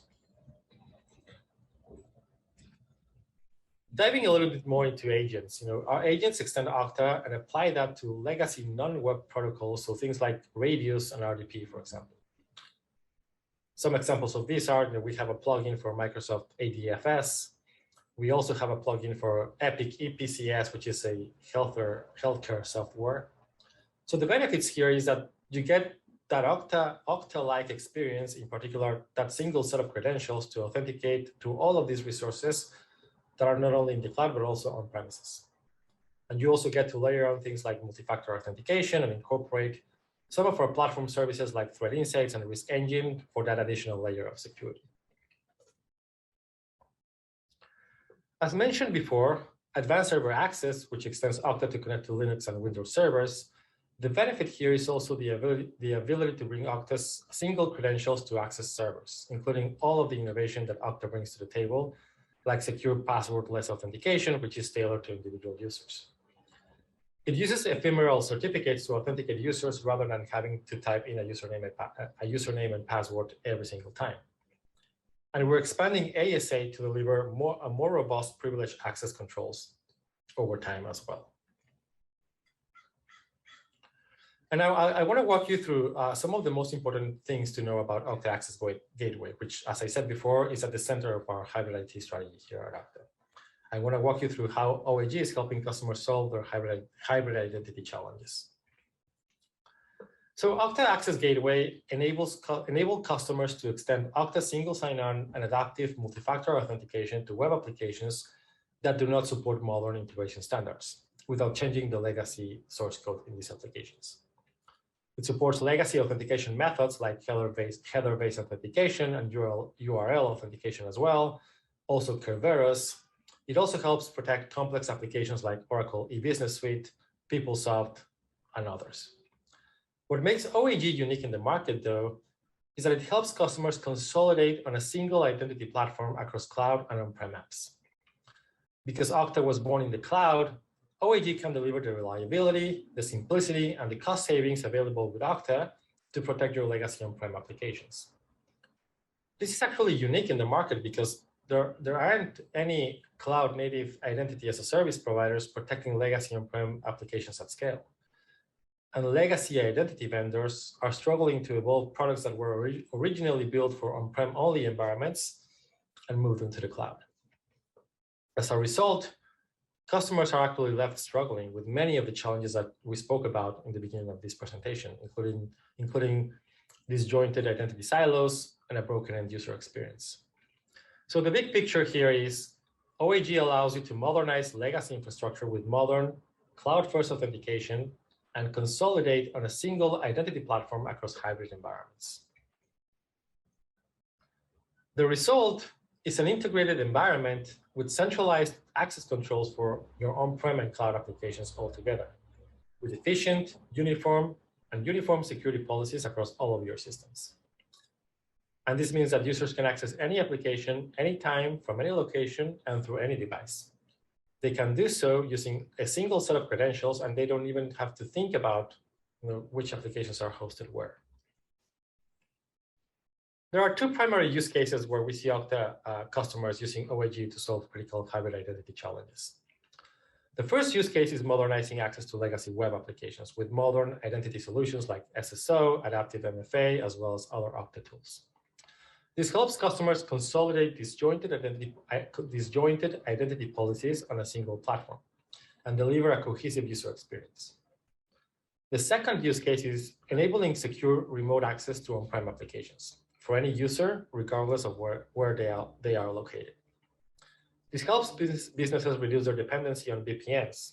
As you know, VPNs struggle when a large number of users request access altogether and pose an inherent risk if they are used improperly. So the first use case is modernizing access to legacy apps. Companies that have been around since before the explosion of the cloud, as we have stated, are very likely to have mission-critical applications running on premises. Sometimes moving these applications to the cloud can be an incredibly complex multi-year task. And in some particular scenarios with companies that operate in highly regulated industries, for example, moving to the cloud might not even be an option at this time. However, protecting these resources with modern security is a top priority. And this is where OAG actually can help. Customers can modernize access to legacy on-premises applications by extending Octa single sign-on and adaptive MFA without the need to write a single line of code. OAG makes us the only identity as a service provider that can fully replace legacy single sign-on and WAM solutions like SiteMinder or OAM. And it helps customers standardize complex identity silos onto a single unified system. So how does this work? This slide shows a bird's-eye view of the complexity that is often involved in enabling secure access to on-premises applications using legacy WAM or SSO tools. These solutions involve a multitude of elements. They require large server capacity and demand a lot of manual work to run and even more to maintain, making them very expensive, not only in terms of the dollar amount that they take, but also in terms of the human capital required to operate them. With Octa, the story is very different. Most of the components that require large server capacity we can actually deliver from the Octa Identity Cloud. So there's no need for directories or databases, no need for federation servers or MFA add-ons. All of that is taken care of by Octa in the cloud. And because of this, our customers see up to 70% in cost reductions. Also, OAG delivers a web access management capabilities from a single system, which serves as both an identity-aware proxy and an access management enforcement point. An exciting customer story to showcase the power of OAG is Alliance Data.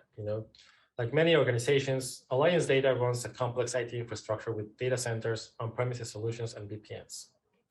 With Octa, Alliance Data was able to achieve three important goals. They consolidated identity and access management across 93 production apps, including 19 mission-critical apps hosted on premises. They effectively simplified the overall onboarding process for newly acquired companies, and they realized a stronger security posture, enabling more granular access management capabilities across legacy on-prem apps. But not only are legacy solutions not cutting it anymore, going back to the chain of events triggered by the global pandemic, businesses back then had to pick up any tools that were immediately available for use cases beyond their capabilities. VPN is a good example of this. VPNs are hard to scale across an entire organization, and they even may be a liability if used improperly.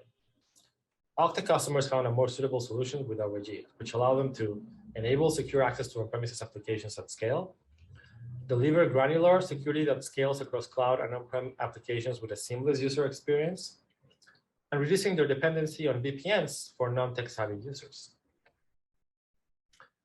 So OAG allows customers to move from an all-or-nothing approach to traversing the network boundaries, which increases the surface area exposed to attacks, to authenticating and authorizing the right users into the right applications at the right time. OAG can provide business users with the secure access to applications that they need without using a VPN. Another exciting example is health research. Again, when COVID hit last year, like most other companies, health research found themselves in a situation where a large number of their workforce was either working from home or reassigned to work in non-standard locations.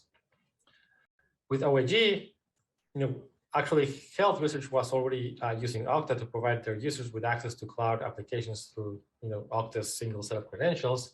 And with OAG, they were able to extend this highly secure user experience to their homegrown applications on premises, some of which still play a critical role in their business. And also, they reported seeing a dramatic reduction of internal support requests. So that's OAG. Now, I wanted to walk you through a quick demo of how OAG works. The goal of this, as I said, with Access Gateway is to connect Octa to your on-premises applications, especially web applications, even though they do not support these modern integration standards. And so the goal from a demo perspective is to show how all of your on-premises applications look and feel just like Octa, just like any other Octa SaaS application when it comes to accessing them. When it comes to the user experience of accessing applications, the experience is exactly the same, whether the application is a SaaS app delivered from the cloud or a legacy web application that is hosted on premises. So that's what I'm going to try to walk through in this demo today. So I'm going to switch to, this is my demo environment, and I'm going to start with showing a login to Box over here. Box, as you all know, is a SaaS application, and you know this experience very well of logging into Box using Octa. It's actually pretty straightforward, right? This is one of the biggest value drivers that our customers appreciate from Octa. You click on the icon, and you're straight away logged in to Box using SAML. It's actually prompting me for biometric authenticator as a multi-factor, as a second factor of authentication for purposes of security. So this experience is pretty straightforward. You click on the icon, you apply your second factor authenticator, and you're logged into Box using SAML in the backend. It is a modern authentication standard supported by most modern SaaS applications. No passwords are involved, no passwords are stored, and the users log in without any trouble whatsoever.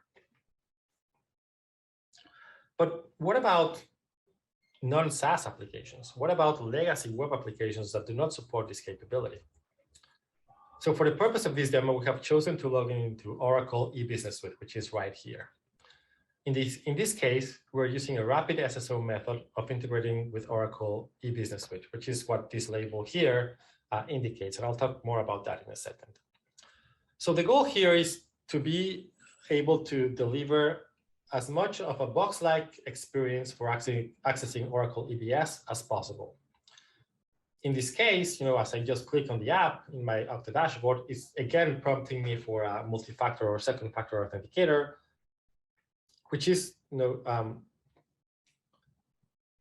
is purely policy. That is something that I specified because this is a mission critical application and because it's hosted on premises that contains sensitive HR and sensitive business information. So I do want that additional level of security. But as you can see, after I do the multi-factor authentication, we're already logged into Oracle e-Business Suite. So not only was that fast and efficient and secure because we're using MFA, but it was a SaaS-like experience. And you notice that I didn't really connect to any VPNs or anything. And this is something that I am hosting on my premises or in my own data centers. And the way that works is using header-based authentication. And we have an application to show that. Here it is. The way that works, we actually, in order to illustrate this, we have this application, which is basically using an authentication standard called header-based authentication. It's right here. A lot of legacy providers like SiteMinder or Oracle Access Management actually support this legacy authentication protocol. But as we saw before, these are solutions that have to be deployed and maintained by the customer, making them very expensive and an unnecessary burden on the IT teams. So OAG securely delivers to the backend application the identity information and identifiers for the session to provide that secure access, as well as providing the data that the backend application needs from the identity provider to authenticate users properly. And it does so using HTTP headers. These are the headers that I can send from. These are the headers that I can send from the Octa cloud through Access Gateway to the backend application. So the possibilities here are actually endless or limitless. Here you can see the long list of attributes that are supported today. There's really also no limit to the number of backend applications that you can connect to OAG. And you can send any kind of data that the backend applications are expecting. You can even send things like secrets, for example. Here you can see this value here is a secret, which actually can be encrypted and is not shared with the end user. It's only shared with the backend application. It's being surfaced here because this is a sample demo environment, a sample application, but it wouldn't be shared with the end user in a production environment. So there's a lot of flexibility here. So that was a quick demo just to showcase how with Octa you can actually enable users to access any application, whether it's hosted on premises or in the cloud, with the exact same seamless user experience, which is very powerful. And now I want to end with a kind of like talking very quickly about our vision for OAG, which is to make it much more than a reverse proxy to access your on-prem applications. We see OAG becoming a fabric that comprehensively connects Octa to your on-premises environments, and there's a lot of value that we can deliver for our customers in that way. So it is not just a single appliance or a single cluster of appliances to connect to on-premises applications. Think of OAG as a fabric to connect all of Octa to not only on-premises applications, but to all of your on-prem resources of all types. Think about expanding OAG to include APIs, for example. Think about expanding the simplicity of deploying Octa and OAG so that you can deploy multiple clusters and maintain them all centrally and maintain central visibility of them all the time. Think about deploying clusters globally in different geographies and being able to manage all of them centrally and at scale to meet the needs of different locations. For example, if you have a specific application that has a lot of traffic in certain times of the year, you can ramp it up and down for that specific app elastically. Other applications that have more consistent access patterns, you can have a different set of appliances managing those. So the vision here is that the central connected fabric and that central plane of control to your on-premises environment is connected back to Octa, connected back to the cloud, and making it immediately making it deployable and manageable across the entire world and at scale. Getting you massive scale, getting you centralized control and the simplicity of the cloud available for your on-premises systems.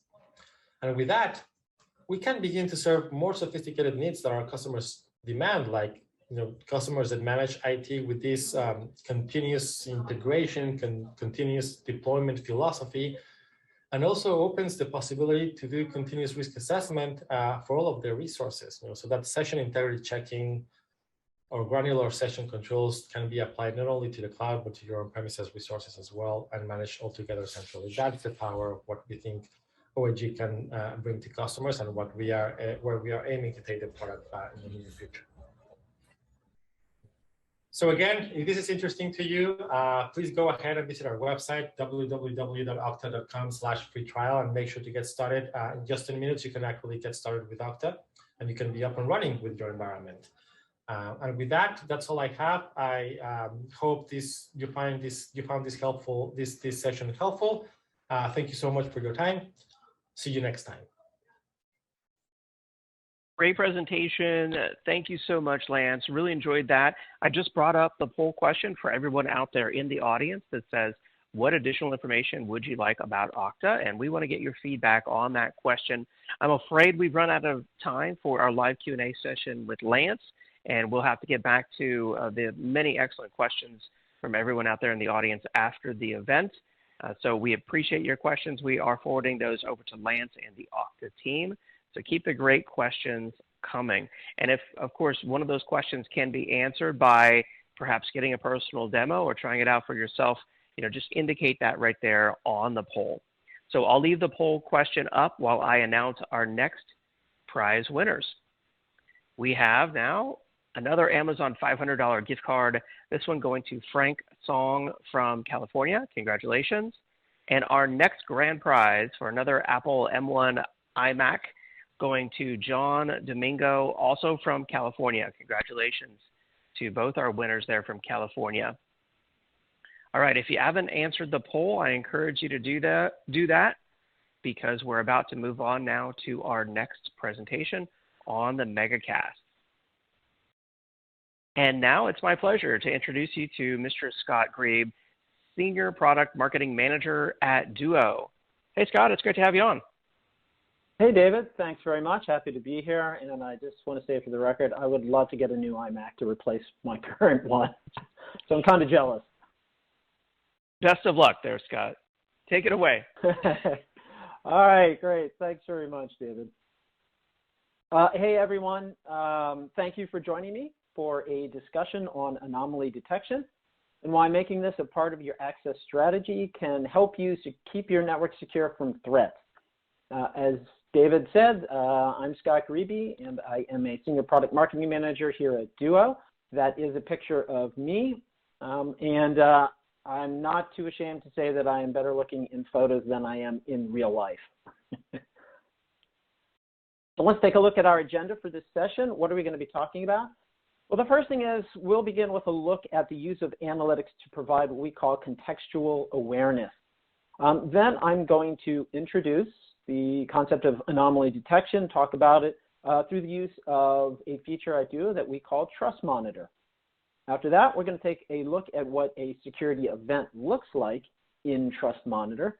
And then we're going to do a little demo. I am going to show you Trust Monitor, and during that demo, I'm going to go ahead and create what we refer to as a risk profile, and I'll talk more about that later. And then finally, at the end, I have what I like to call a super secret announcement that I want to share with everyone.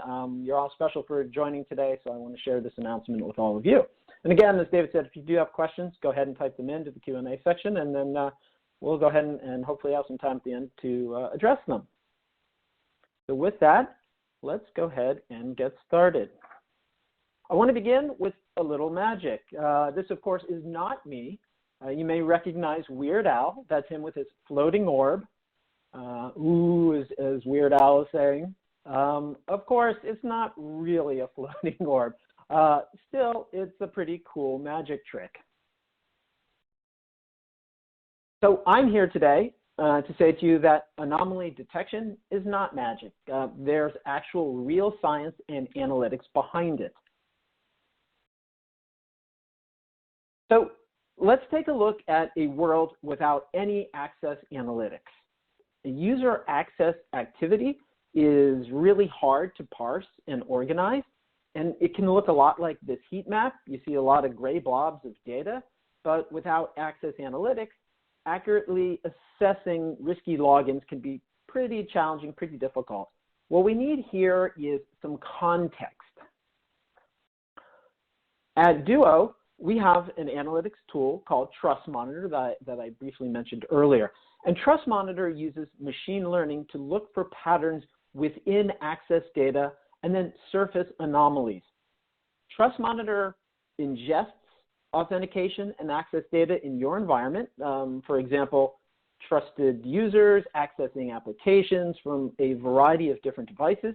And then it creates a baseline of that authentication activity. It'll give you visibility into how your users, your groups, the devices that everyone's using typically access those apps in your environment. The real value, though, is that it highlights when access is atypical. Atypical access doesn't always mean an environment has been compromised, but the context may provide important insight that could lead you to harden your access policy. And based on this intelligence, you might say, hey, I didn't expect this, so let me change my policy. I didn't expect to see a login from here or from this device to this particular app, so maybe I'll change my policy based on that. It also helps prevent access abuse. If you see a login you don't expect, it might mean someone's credentials have been compromised, and you may need to help a user remediate that issue.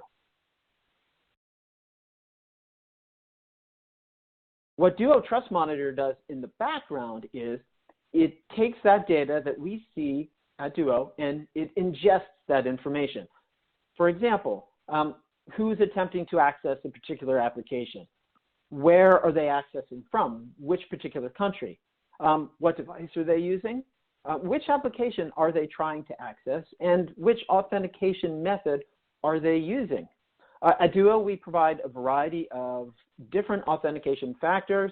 We've got Duo Push from your phone. If you have a hard token like a YubiKey, maybe you prefer a phone callback, or you like to use text over SMS. All those will work, or we've got other factors as well you can use. And then, of course, the timestamp that's associated with that particular authentication.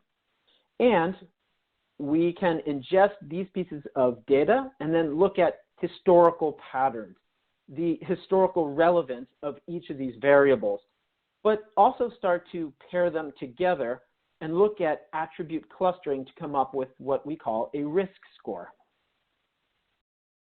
After we do all of that, Trust Monitor will highlight access attempts that don't fit those historical patterns. These are what we refer to as outliers.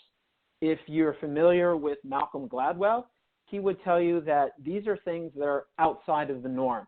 Typically, they fall into 3 different categories, which you can see at the right hand of the screen. One of those is benign anomalies. Another term for this is false positive. Users are doing something that is new or weird, but it's not necessarily bad. Then there are suspicious things that are new and weird, and maybe you don't want your users doing that particular behavior. And then, of course, there are the actual attacks. These are credentials in someone else's hands. There's someone banging on your door, trying to get into your environment using credentials that they've picked up. So again, these are actual real attacks. Now, we know there are a lot of tools in the market today that try to do some sort of access analytics. Typically, they implement something called novelty, which means you're seeing something new. You may run into this type of rule when you're logging into your bank. They'll say, hey, I don't recognize this new device that you're trying to log into your bank account from. And so what we're going to do is we're going to go ahead and step up our authentication security just a bit. The downside is novelty can drastically increase false positives without providing much benefit. It's still an important variable to look at, but it's something that can really increase the number of benign anomalies. If you're just looking at new, like a new device or a new location, it could be something that will raise the number of false positives, which is not really as useful as we'd like it to be. Something that Duo has been very intentional about when developing Trust Monitor is we understand that people do new and strange things that aren't malicious. It's a fundamental challenge in access analytics in general. But the way that we're trying with this tool to reduce that whole, hey, this is new, so throw a flag type of response to access analytics is to use not just historical context, but also correlative context. And by correlative context, I mean looking at how two variables interact with each other or how they come together in pairs to reduce false positives. So let me give you a couple of examples, and you can see these in the lower left-hand corner. The first one is, at Duo, we have a policy. It's less common today given our kind of current environment, but we give people who are traveling for work a Chromebook to use. So is it expected for someone at Duo to use a Chromebook given that they're not on the office network? Because those two variables coincide together, this behavior is expected and it won't be flagged as a false positive. If you were just using a tool that only looked at novelty, it would say, hey, the Chromebook is new and hey, this is a new location, so we're going to go ahead and we're going to flag this. However, as the administrator, you would know, hey, this is benign in our environment because we expect to see a Duo user using a Chromebook when they're traveling. So our algorithm is trying to take these things into account. What do we expect given other variables? Another example would be, is it expected for an engineer to access Salesforce given that it's the weekend? The answer here is pretty much no, but in certain cases, is it expected for the VP of Sales to access Salesforce over the weekend? And yeah, sure, that's completely reasonable. The weekend may be rarer than during the week, but for a VP of Sales to be working late to close a deal over the weekend, sure, that could definitely be expected. Again, though, it's not expected for an engineer to access given that it's the weekend.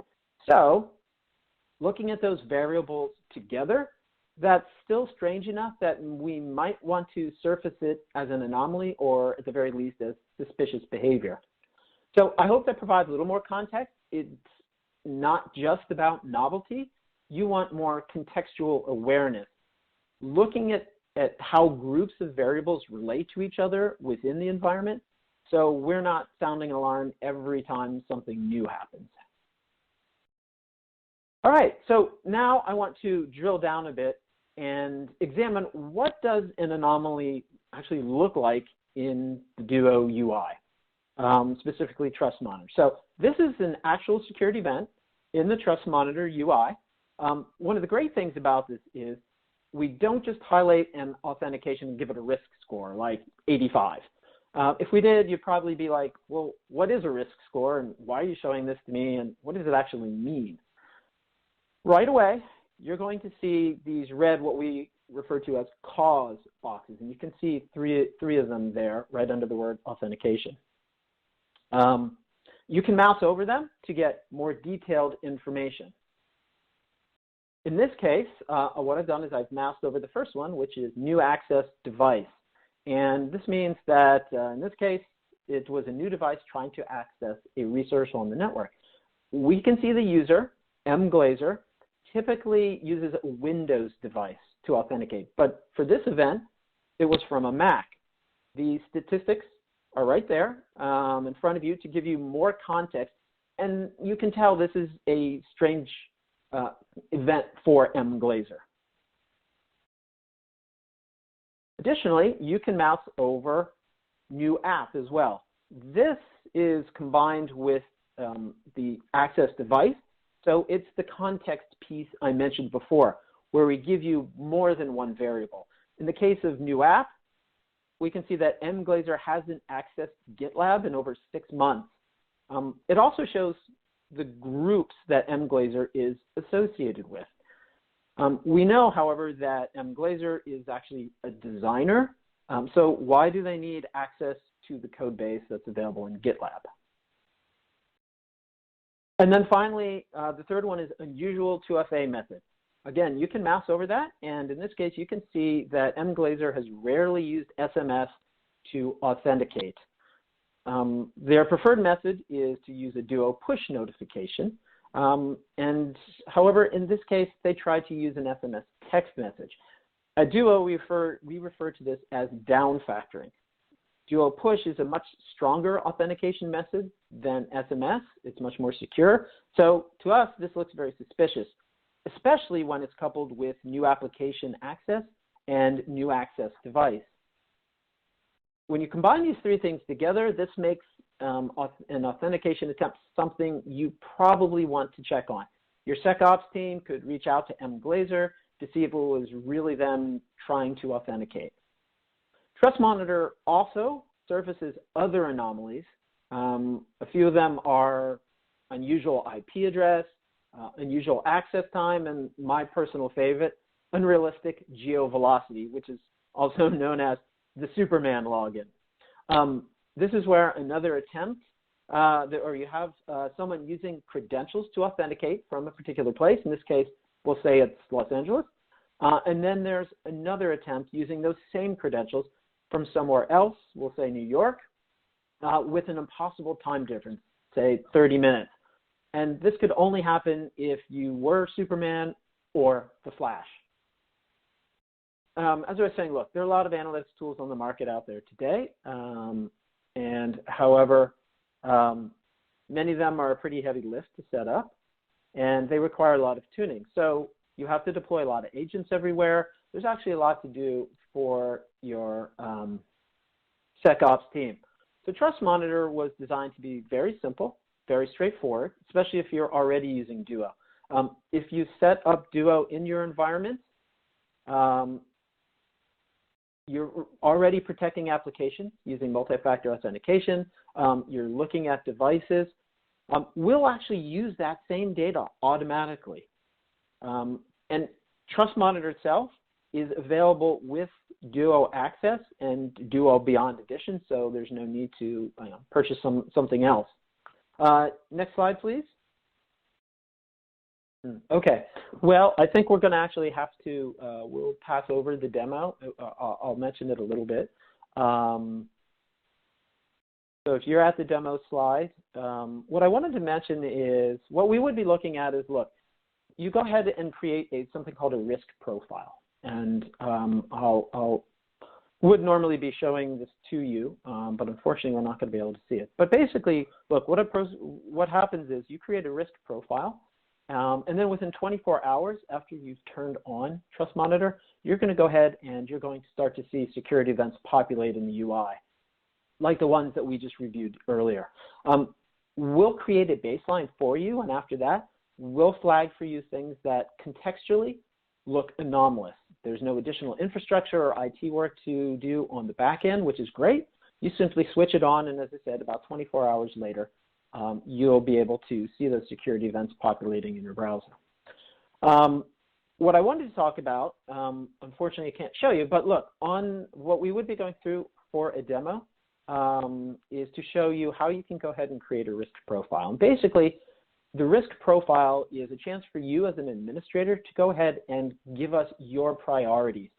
For example, you're able to choose which applications in your environment do you consider to be more sensitive than others. So for instance, if GitLab is a good example on having access to code versus something that might be, like the corporate cafeteria menu, which you're going to probably designate as, it's not that sensitive. I'm not really too concerned about that, but GitLab I definitely am. You're able to look at and decide, look, are there users in groups that I want to keep a particular eye on? And you can designate which of those groups that you would, again, like to keep an eye out for more if there are authentications coming in from anyone in those groups. And then are there locations, specific countries, for instance, that I trust or that I don't trust? Same with IP addresses. You may select countries that you don't have any employees in. So if there is an authentication attempt coming in from one of those countries, that could be a suspicious event.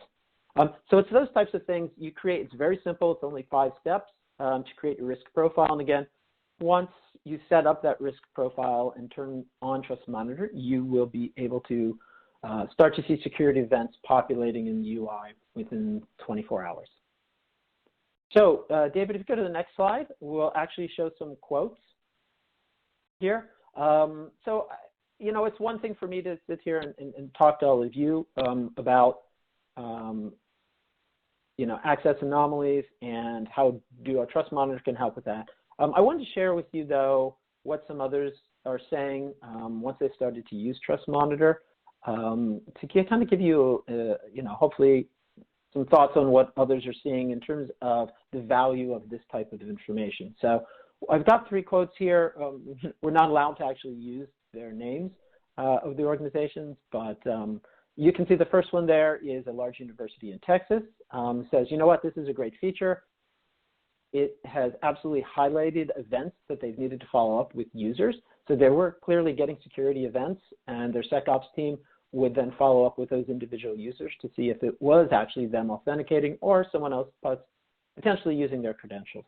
On the right, we have a venture capital firm. It says, look, if this feature didn't exist, I would assume that everything was fine. So it's important for security tools to be able to show you that, your assumptions may be wrong. So again, surfacing this information to you may provide some input that will challenge some of your previously held assumptions about the security of your network.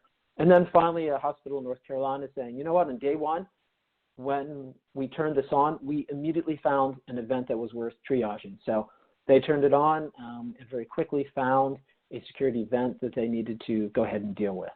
So again, if you think having access analytics is valuable to your organization, regardless of which solution is right for you and you decide to go with, then you may find these validations helpful.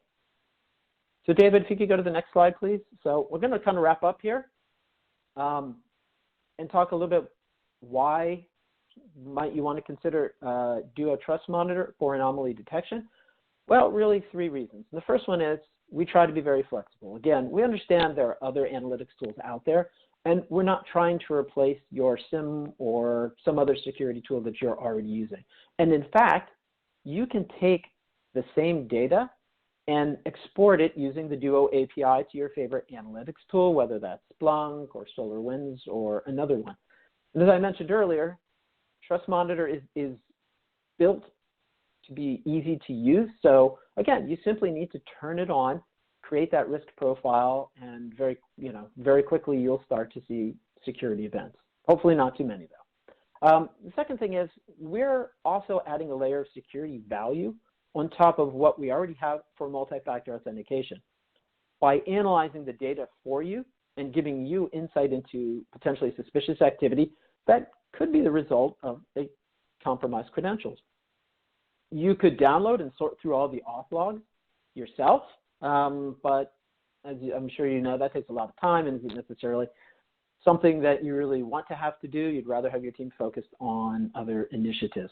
And then finally, arming you with this information enables you to assess your security posture and decide whether you need to take steps to harden your access security policies. David, if you could go to the next slide, please. So this is one I want to I mentioned at the top I have kind of a super secret announcement that I wanted to share with all of you in appreciation of your time today. And that announcement is in an upcoming Cisco Securex release, we are going to be integrating Duo Trust Monitor.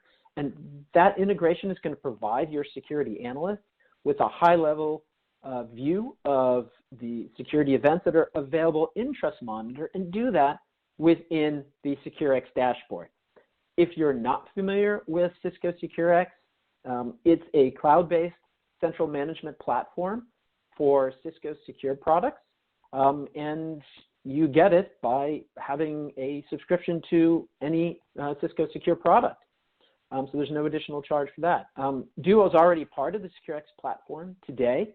However, we are enhancing the threat intelligence available through Securex by adding telemetry directly from Duo Trust Monitor.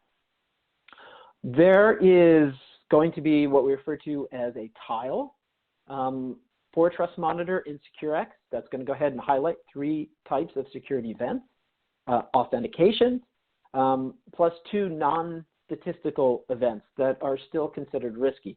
One is user-marked fraud, which is when the user says, hey, no, that was not me. I did not approve that authentication. And the other is bypass mode enabled. And that's when you've got a user that has lost their login tool, whether maybe it's their phone or they've misplaced their YubiKey, but they don't have a way to authenticate. And so they've been given a bypass code by the administrator to use in the short term. And then final slide, David. Look, first appreciate your time. Sorry for the glitch there. We weren't able to do the demo, but you can go into the Duo website and go through this yourself at demo.duo.com/trustmonitor. I just want to say, again, thank you for your time today. If you would like to learn more about anomaly detection or Duo Trust Monitor or the Cisco Securex platform, we've got some great resources to help you out, lots of great information, some cool videos to look through to hopefully give you more information on any of those topics. So thanks very much, and good luck with your anomaly detection.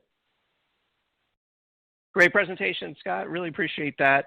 I'm going to leave up this slide here for just a moment for anyone out there who wants to take their mouse over any of the links on the screen right there, and you can just click on those, and that'll open up a new web browser tab or window. That'll take you to the video on the introduction to Trust Monitor, or there's the demo video there of Securex. So make sure that you check those out, because we are moving on now to our poll question, which is, what additional information would you like about Duo? And obviously, there's a lot of interest. I see over 32 questions for you there in the queue.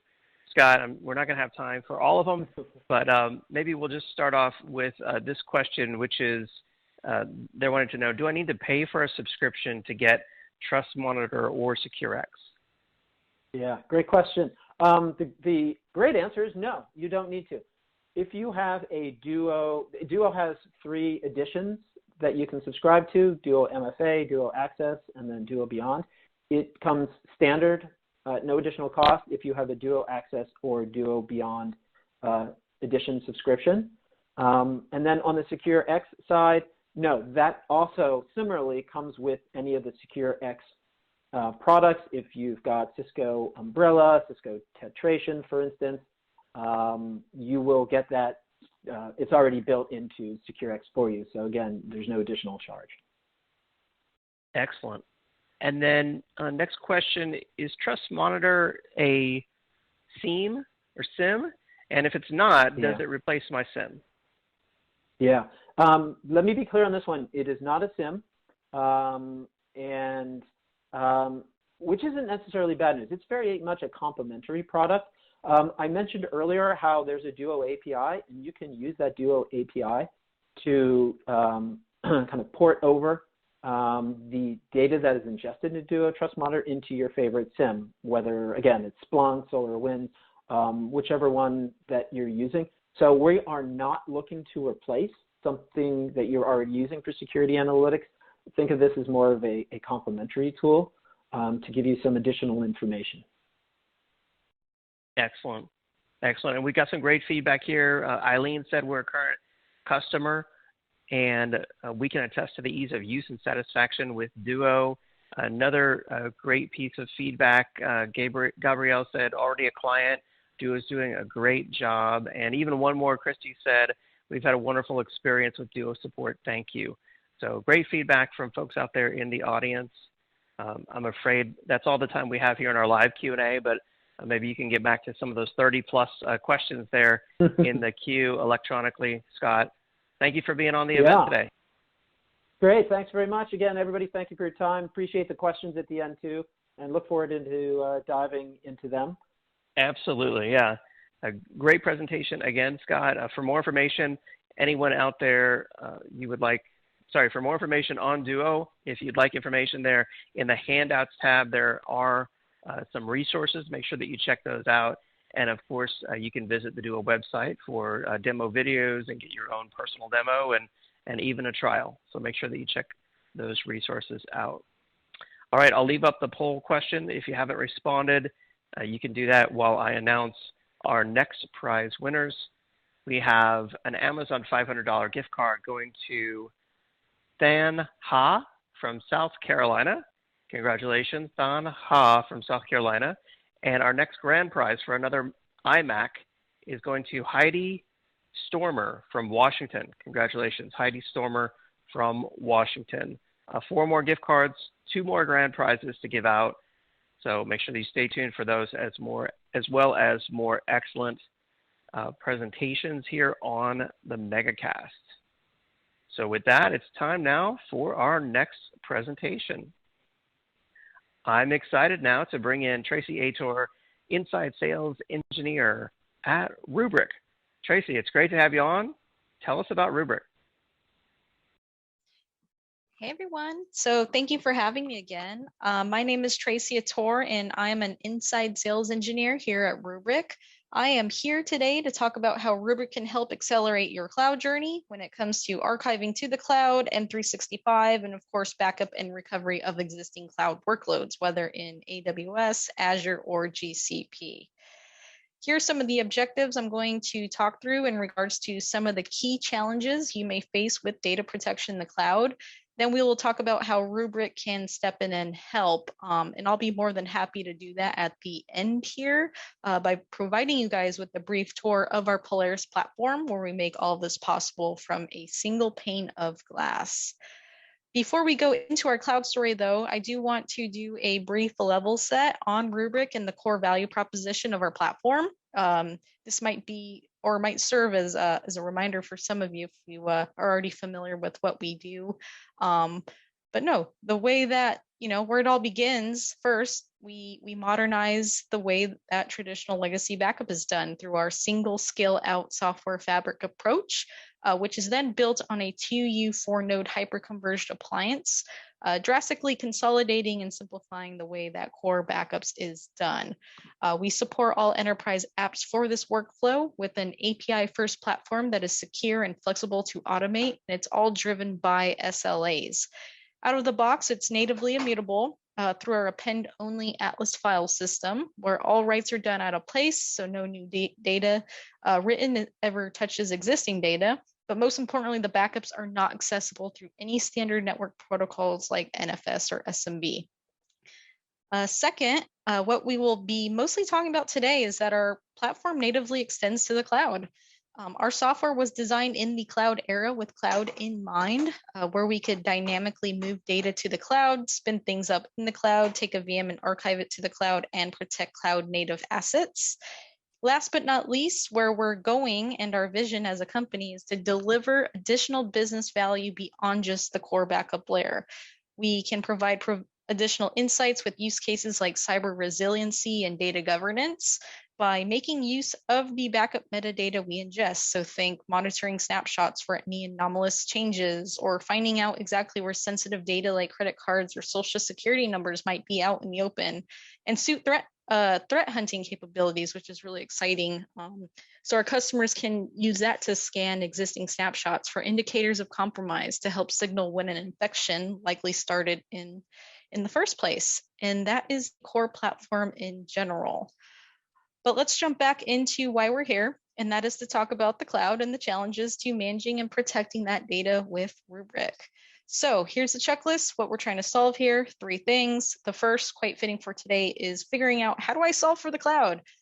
We do find that enterprises or organizations in general are trying to solve for data management in a hybrid architecture. So that means they're adopting new cloud platforms, even deploying multiple cloud platforms to achieve a lot of different things unique to their organization. Secondly, customers we talk to are trying to make it easier to run their digital estate.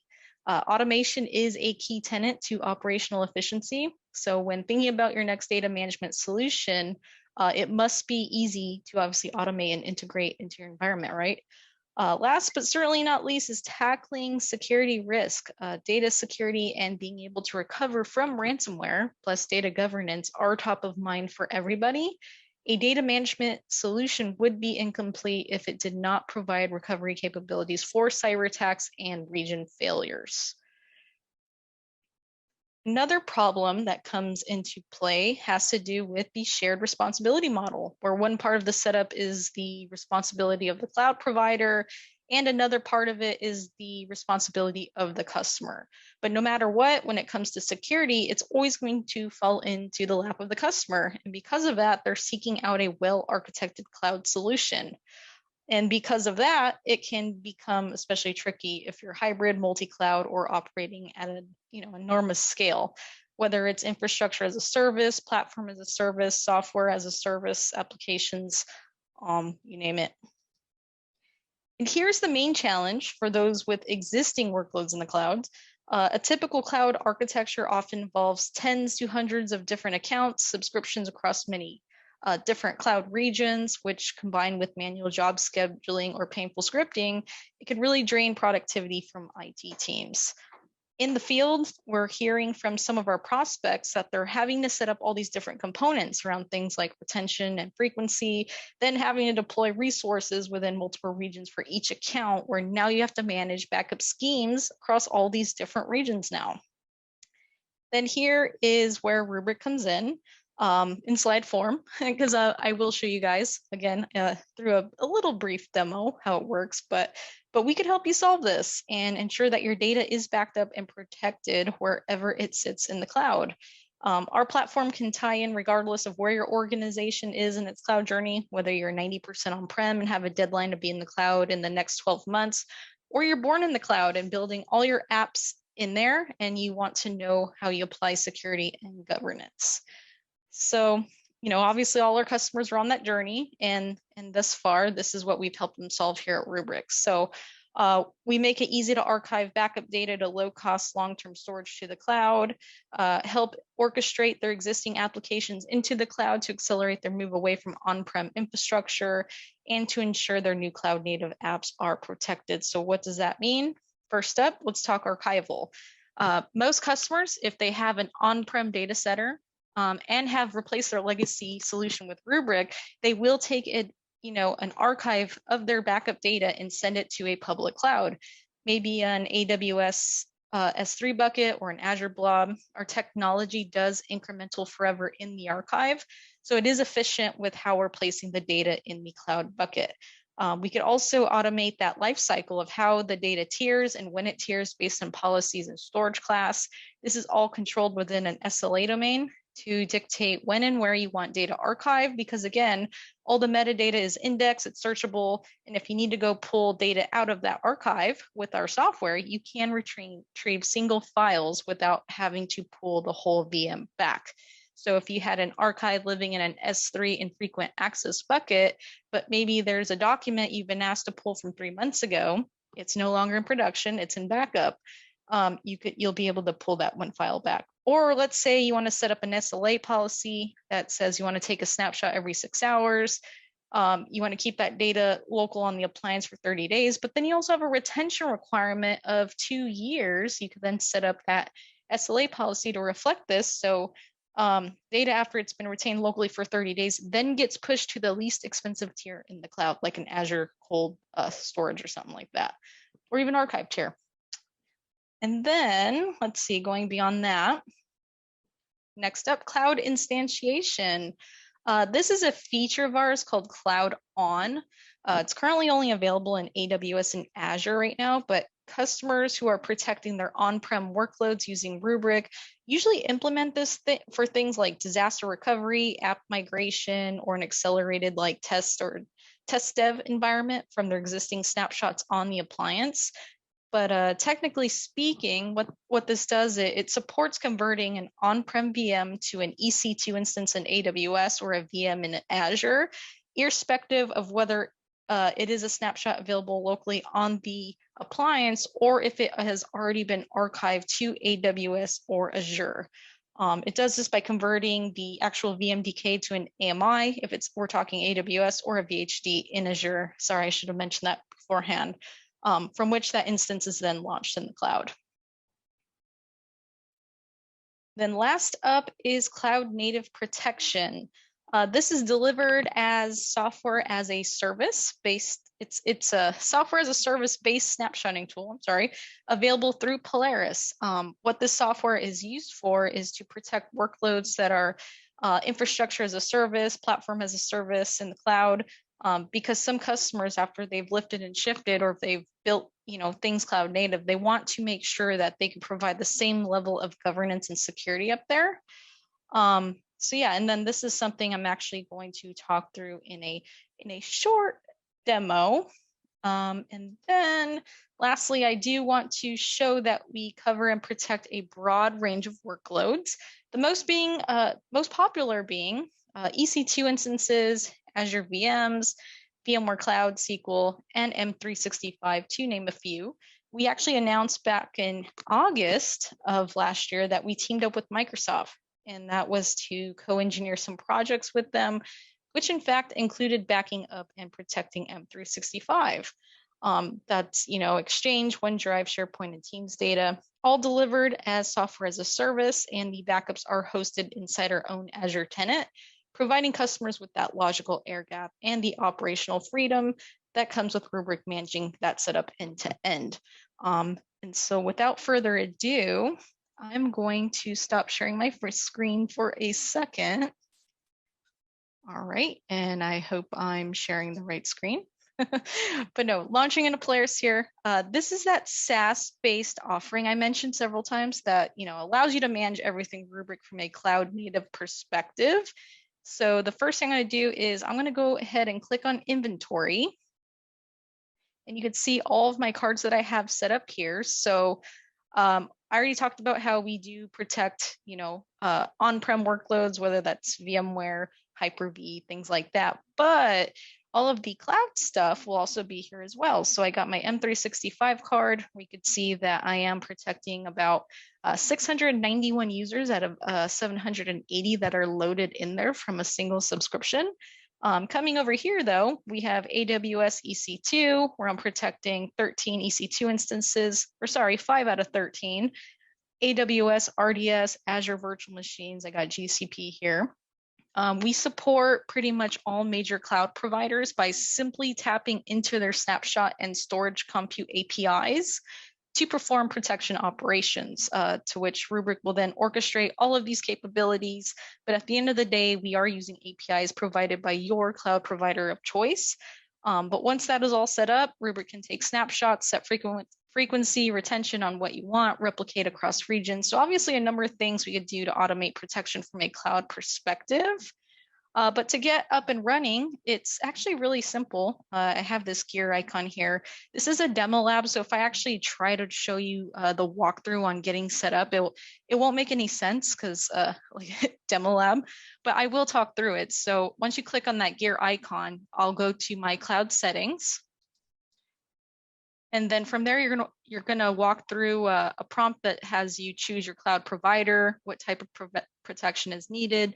Then you're gonna type in the account ID for that particular account that you want to protect. And then also, if you want to mass add hundreds of accounts, we also have Python SDKs available, and you could also do that from a Terraform perspective as well. So once we have that all dialed in, I'll just go into this AWS EC2 card to show you a better example here. So yeah, once all your workloads are loaded in here, you can see I have a bunch of different EC2 instances.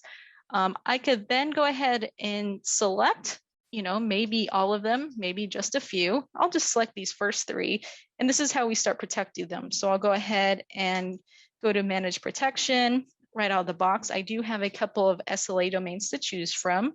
Most of the time, you're going to be creating your own, though. So I'll go ahead and click Create SLA Domain. You do want to name it something easy to identify. I'll go down here. I'll say, okay, this is an EC2/EBS instance. I'll click Next. And then here is where you set the actual frequencies and retention for, in other words, how often do you want to take snapshots and how long do you want to keep them? So we're pretty flexible here at Rubrik. We could say, hey, take a snapshot every 6 hours. I want to keep that for 7 days. I also need one every day, but I want to keep my dailies for 30 days. So now I'll go to the second side of this SLA policy where we have archiving.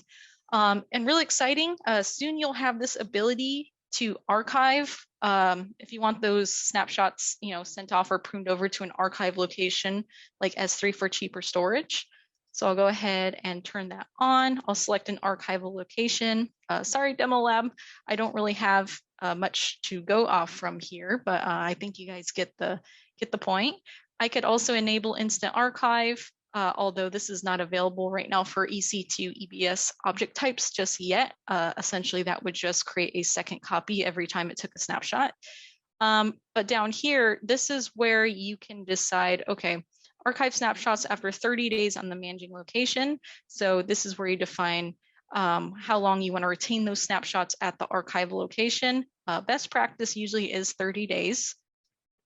Or I could adjust it using the slider. Maybe I only want it for, 13 days. I'll click Next. And then here is where we have replication. You can replicate snapshots in the same account or to another region you could replicate snapshots in the same account to another region or cross account and maintain different retention for those copies. I'll just go ahead and turn that on because this is actually best practice to defend against ransomware. Otherwise, the backup data will stay just within your cloud account. So once you choose that region here, you define it is going to start immediately, and then you define how long you want that replication target to retain those snapshots. Just use a slider. You can also fine tune it using your arrow keys. Forgot to mention that. And then once you click Next, I guess I have to choose something here. Let's just do that. Once I choose Next, you just go ahead and you have the option to put a description here. You just review it and then you hit Create. So once you've created an SLA domain, for instance, let me just exit out of there. These three will take on that SLA domain that I just created.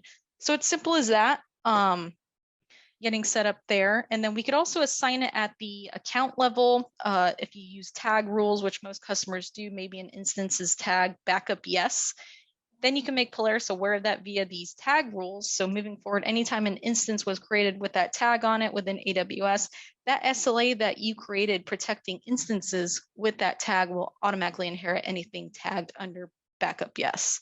And we have all our tag rules listed here. But beyond that, I think I only have about a minute left. I did want to run into M365 real quick, where I'm protecting 691 users. Just so you can see how simple the UI looks here. It's very clean. You can see that the service is online. We do protect Exchange, OneDrive, SharePoint, Teams. Everything we do is based on an SLA policy. So I could actually assign an SLA domain down to the applications, kind of creating like a blanket policy. Or if you guys had individual users, maybe like executives or VPs that require their own SLA domain to get even more granular with those groups, you could do that as well. So this is what it'll look like once your users are all loaded in. I'll go ahead and type Tracy, pretend I'm a VP for a minute. I have the bronze SLA domain assigned to me. However, if I click my name, Manage Protection, you're already used to this. You saw me do this over in my EC2 card, but same thing. I got these SLA domains straight out of the box that I could use, the defaults, or I could go ahead and create my own where I define, once again, how often I want to take snapshots and how long I want to keep them. And then when you're ready to restore things like email, maybe an entire mailbox. I'll just use email, for example. I'll take you there. You'll get this calendar view. So once it's time to restore, all these green dots mean I have a successful snapshot waiting for me. I'll click on the 10th. This is what that will look like. I'll click recover, and then you select the items that you want to recover. So once that's loaded, you can see if I select this would be my entire mailbox. I click next. So I can restore that back to the original user, or I can restore it to another user. So maybe, I don't know, someone in the legal department really needs my mailbox. Who knows? I could absolutely send that entire mailbox to another user. And I know we are running out of time, so I'm going to stop here. Should you guys ever need an in-depth demo, feel free to contact me. I'll be more than happy to set that up with you. But for now, this is the sizzle demo, I like to call it. And yeah, thanks for having me, guys. All right, really cool presentation, really cool demo. Thank you so much, Tracy. We do have some questions coming in for you here. And while we do that, I've just brought up this poll for everyone out there in the audience that says, what additional information would you like about Rubrik? And we want to hear your feedback there on the poll. So Tracy, you ready for some questions? I am. Fire away. All right, excellent. Let's see, lots of good questions. First one, I guess I'll just start with this. They're asking about when it comes to Rubrik and immutability. I believe you mentioned that in there, and that's probably where the question came from. Can you tell us a little bit more about how does that connect back to ransomware protection? Sure. Yeah, I can speak to that as it relates to how we protect our cloud workloads. It's obviously a bit differently than how we protect on-prem, because we would be using the hyper-converged appliance for that. However, so yeah, it really depends on what your definition also is of immutability, right? So whether that means restricting the edit action or the delete action, or even both for snapshots that are being taken. But for cloud workloads, we're protecting with Rubrik. And why we say we're immutable there is because we restrict the edit action, meaning the snapshots taken cannot be edited or modified in any way. The snapshot we take is a native cloud object, so a bad actor can't just open it up, do a save as, and encrypt it, as with editing. However, to be completely transparent, should a bad actor access your AWS account or Azure account, a delete action would be possible. So in that sense, we do encourage our customers to enable things like MFA, role-based access controls, POTP, and whatever else is available through AWS or Azure to really strengthen that aspect of security in other words, to really restrict that delete command. So as of today, would not be possible natively with Rubrik. So the angle that we're taking here is really with ransomware and the encryption piece, which we could solve for. And to be quite frank, ransomware criminals don't really gain anything from deleting anything anyway, so we don't really see that as a necessity. Okay. Good info there. Thank you for elaborating on that. Another question here, do I need an on-prem appliance to protect my EC2 instances, or is this all a SaaS solution? You actually do not. So Polaris is all delivered as software as a service, like you just saw in my demo. But the only time you would ever need an appliance, just get that out of the way, is when we're protecting workloads on-prem, like VMware virtual machines, physical Windows or Linux boxes, things like that, because then that is where we implement radar and sonar on existing on-prem snapshots. However, for the portion that we presented today, our cloud native protection, everything we're backing from the cloud, it's definitely not a requirement. We would just be supplying the Polaris entitlements to the customer, and then they would just follow our instructions for getting their registration, account, and secure connection set up in that portal. And then, just connecting into their AWS or Azure or GCP tenant, and that's it. You're on the go from there. Very nice. And then another question here, where is this data protected at? Once it's stored off, where's it written to, and where's it stored exactly? Would that be in regards to the M365 portion? That's what I assume, right? Yes. Okay. Yep. Okay, because the data being written when it comes to the EC2 instances or Azure VMs or GCP, that stays within the account. But if we're talking M365, that data is actually being backed up over into what we call our Rubrik hosted tenant. So what that means is that every customer will have their own dedicated resource group, Azure Key Vault, where we will maintain the keys for encryption.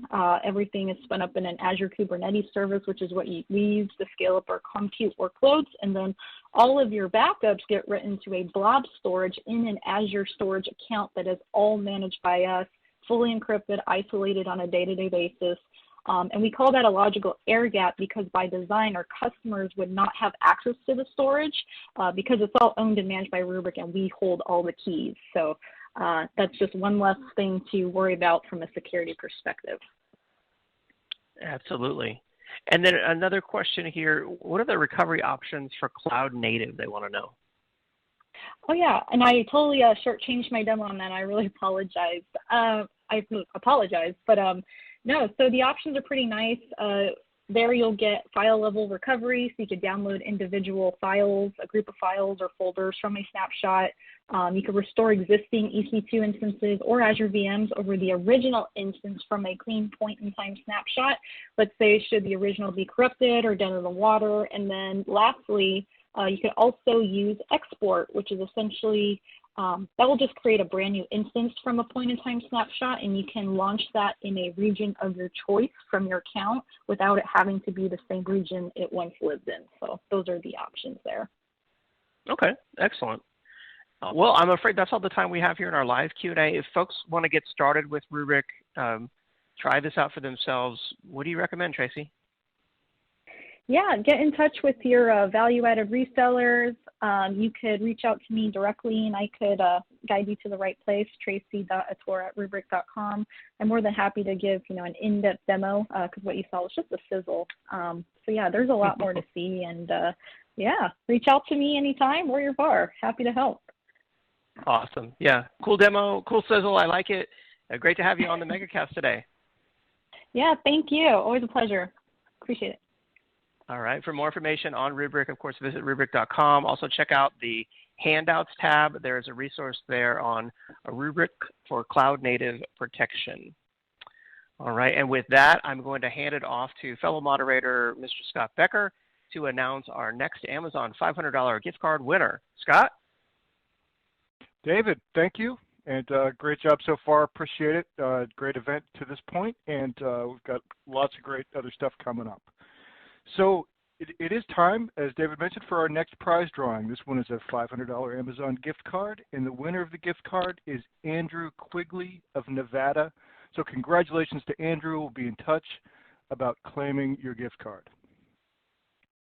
And now it's time for our next presentation in the Cloud Security Megacast. Our next session comes from Palo Alto Networks, and presenting for Palo Alto is Greg Smith, Senior Product Marketing Manager. Greg, welcome. Hey, thank you so much for the introduction. Also, good job there by Tracy.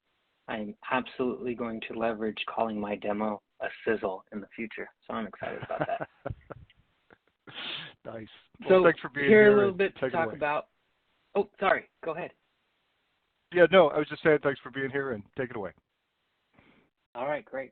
So here a little bit, going to just cover a little bit about how cloud security is obviously top of mind. We've heard a couple of presenters talk to the same thing, but sometimes there's different approaches in how to solve for it. And there's often a misunderstanding in the marketplace right now from practitioners about which side is on the cloud service provider to actually secure and which side's on you, the ones you will be held accountable for.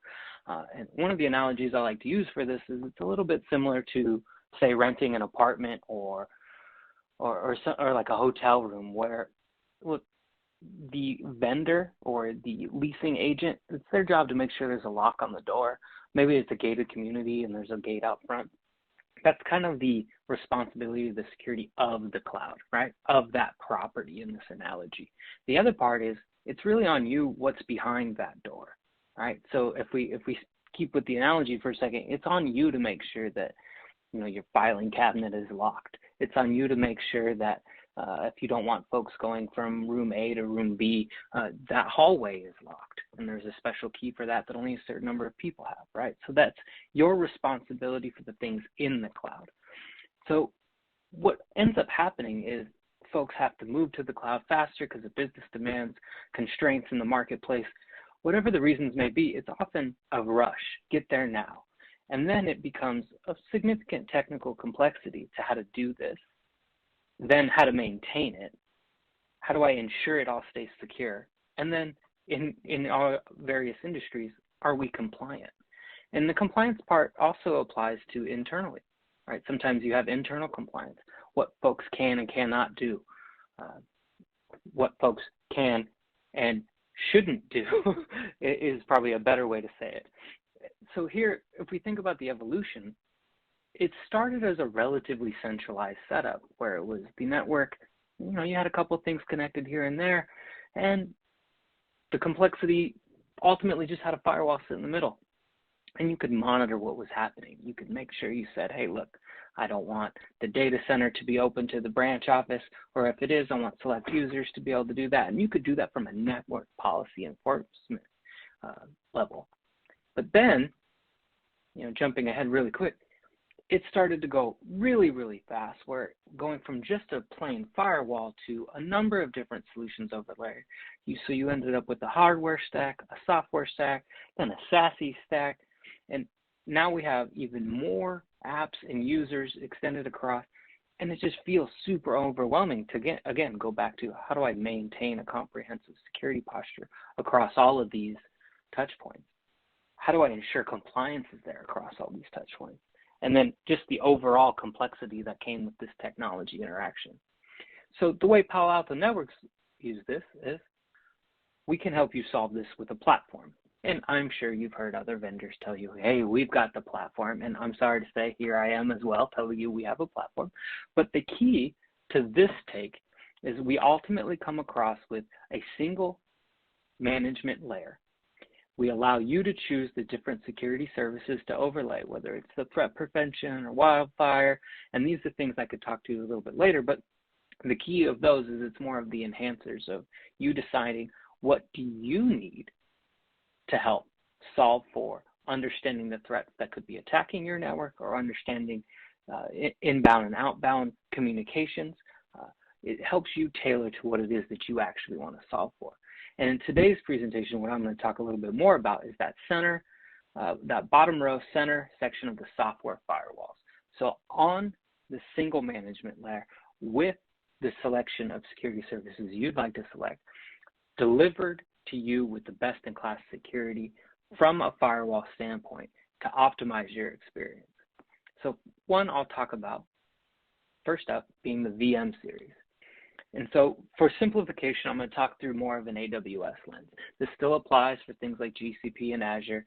Sure, there's some nuanced differences to, A versus B versus C, but overall, the goal here is to recognize that Palo Alto Networks has been looking at these things in the various cloud service provider platforms of how can we make your life easier so security can be something you roll out easier. So you can orchestrate these deployments, so you can enhance that monitoring there, and so you can increase scale.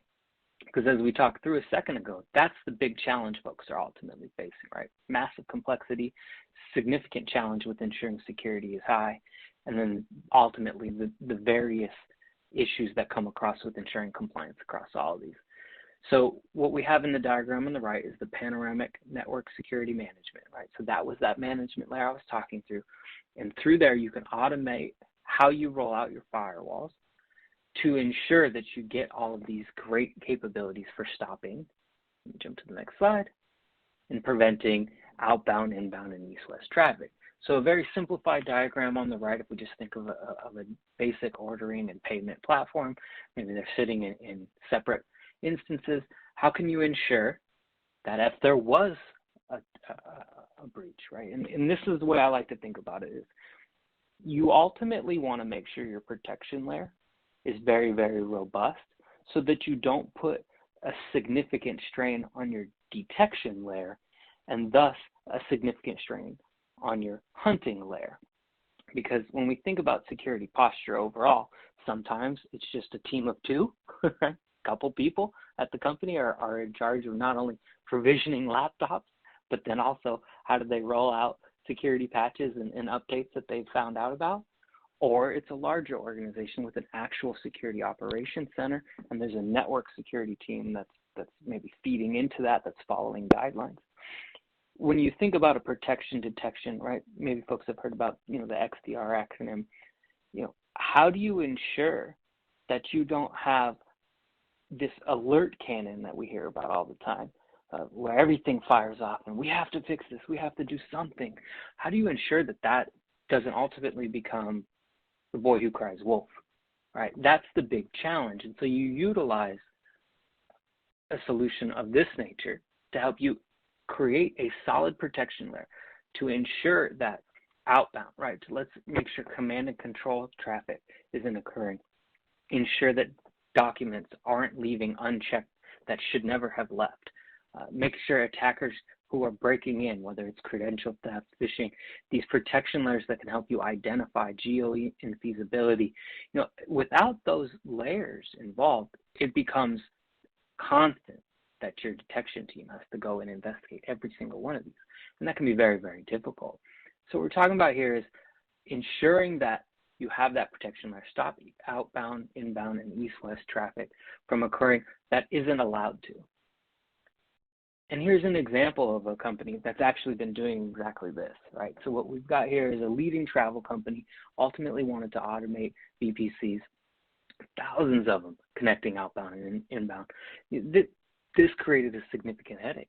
And how do they, again, ensure that they comply here? The ability to scale was ultimately the top requirement in this instance. So the solution was Palo Alto Networks VM series, right? So resulting in overall allow lists that made it at the URL level. So really making it granular for them so they can decide which ones work and which ones don't. And this was ultimately something that I think is fair to say was a consultative relationship. So sure, Palo Alto Networks can come from a side of expertise here, but this vendor, for example, this customer of ours, they absolutely knew their instances best. So guiding them on how they could ultimately achieve these goals was very important. And this is something that we've done for years and something that has been really strong as far as what the relationship with Palo Alto Networks and our customers has been. Not so much, hey, buy this thing, roll it out, and best of luck, but exactly the consultative relationship folks would want. Be my strategic partner to help guide me to get to where I want to go.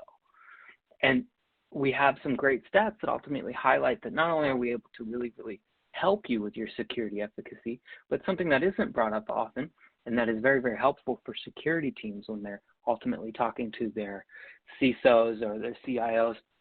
Hey, look, we absolutely can prove that these solutions can give us cost savings as well. So we can significantly reduce the time that it takes to not only deploy them, which is great news for any of the teams in charge of how to actually do the thing, right? But then comes the, as that joke goes, the bean counter, right? The folks in finance want to say, hey, wait a minute, prove to me that this is beneficial.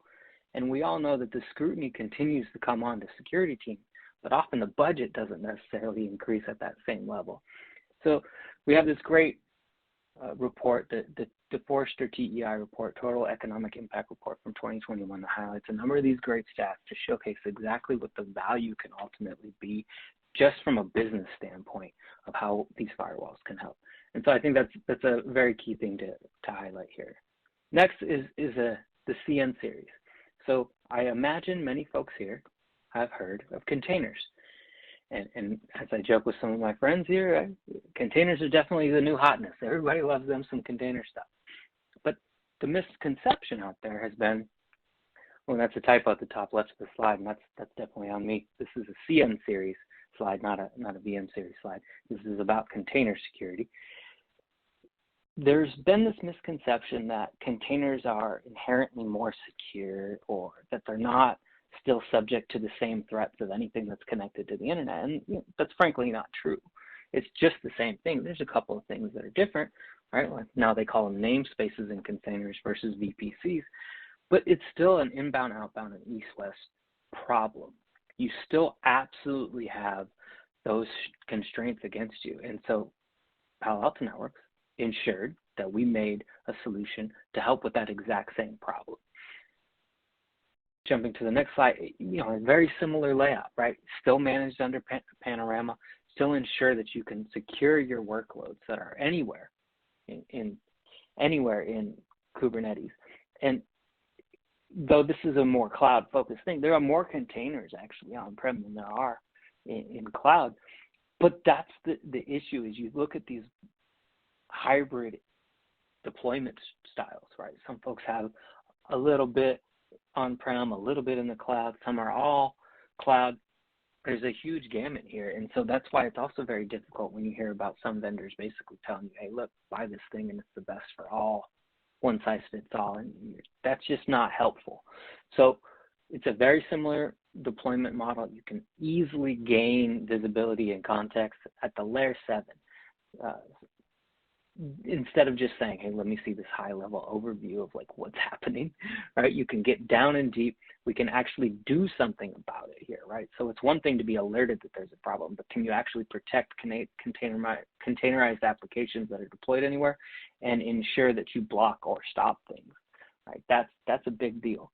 And so I think it's key now to then show you an example of a customer win that has been successful at exactly this. And so here we are looking at one of the largest online retailers in the world, and in this case, it's actually a flower a flower company.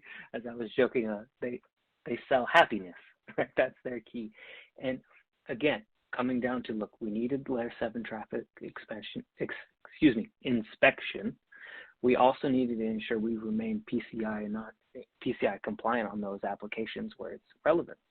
How do we ensure this is happening? So a key here was CN series absolutely delivers that in the threat protection layer and prevention there at the K8 cluster. But definitely key. And auto scaling with the applications is another part that I think is easily dismissed, because you could be much more rigid with how you are trying to protect clusters, or you can understand with firms, especially in retail, think about how Q4 of a normal fiscal year can expand quite dramatically in the workloads that they have to deal with. Customer influx, returns, connecting to ordering and processing. All of these things could have a massive, massive burden on the network. And if you're just sitting there with more of a stringent look at how you're going to actually protect this, you're going to be behind come that time of the year. So I talked pretty quick through this. I hope folks got a better understanding of what Palo Alto Networks ultimately can do I clicked on the wrong window here, but what Palo Alto Networks can ultimately do. I really want to encourage folks to take these test drives and see proof of what it was that I highlighted so quickly, but that truthfully the best in class software firewall network security with consistent best in class across all of your apps, deep integrations, with cloud hypervisors, cloud native form factors, and the cloud-like consumption. I didn't talk through a lot on the licensing model, but it's definitely a smooth and easier way to manage now than it had been in the past, especially with other vendors. The automation here to easy integrate with your DevOps teams, and I'm sure there's many of you out there in the audience that understands that can be a bit of a conflict. And so, on one hand, some vendor maybe tells you that they've got an automation. If you don't do something like this test drive, you can't see what we actually mean and how easy we try to make it. And then again, last, easy to manage, that centralized management plane, having that ability to manage across all of these different on-prem or hybrid or just purely cloud. You don't have to be an expert in this instance at being, an expert at how do you manage Azure, AWS, and GCP when you utilize a centralized management model like this. And this is something we've heard for years, especially some of the SLED customers, right? The state, local, education, government areas where, it can be really hard as soon as you train somebody on staff to be really, really good at Azure. They left the government side and went towards the public, right? Because they could make more. And so, on one hand, you're strapped. If you don't teach these folks how to be good at it, you can't be well postured yourself in your security. But then on the other hand, you do total catch-22, they bounce. So here you don't have to add more folks on staff. You don't have to have them become experts on every single cloud management console. That's another layer of ease. So with that, how about we look at some of the Q&A? All right, sounds good. Really nice presentation, Greg. A really interesting container discussion too. And while we see what questions we have here, I do want to put up the poll question. So we just appreciate your answers on what additional information you'd like from Palo Alto. But let's get into your questions. So the first one, Greg, that we have here is, do your software firewalls work on other CSPs? Absolutely, absolutely. So as many of the major players you'd expect in the cybersecurity marketplace, they've gone to the cloud security provider marketplaces as well to make these things seamless. Palo Alto Networks has been doing this for years. We're among the first to do that across AWS, Azure, and GCP, and we've had a couple of great announcements recently to highlight exactly that and the continued relationship with those vendors, those providers. Okay. Here's another one. Why do we need firewalls in addition to the native network security controls provided by that cloud service provider? Yeah, great question. So I think the key here is to also recognize a similar topic that I talked about a minute ago is you can try to make everybody on staff an expert at each one of the cloud service providers' platforms and hope that the offerings that they have are enough. If we think about the analogy I used at the beginning, it's putting a lot of trust in the hotel in that example or the apartment in that example to secure the perimeter, right? To secure the location and ultimately mean that everything you have inside that apartment or that hotel room is done and secured. For many folks, that's not going to be good enough. And the reason that's not good enough is because we're seeing a number of breaches daily, right? And that's not to say that the cloud service providers themselves are faulty or weak. They still have a very good track record, but they're not really concerned, if we use the analogy earlier, about who's going between your rooms. That's not their issue. That's your issue. And so by relying alone on them to secure those things and hoping that what they offer you is enough, you're basically admitting that they know that that's not a concern, and you're hoping that that still gets absolved. So it's a bit wishful thinking. You still need to be. The topic likely come up in somebody else's session as well, but this theory of defense in depth. And some people view this as, oh, that just sounds like redundancy, and redundancy sounds like it's just me double paying. But the key is that same concept of if your protection layer gets breached, then it's all on your detection layer to find. And then if your detection layer isn't robust enough, your hunting team better find it, right? So there was a bunch of ifs there. And now if you are all in on just one cloud service provider, maybe the scope of that is a little easier to manage, but it's still asking quite a bit.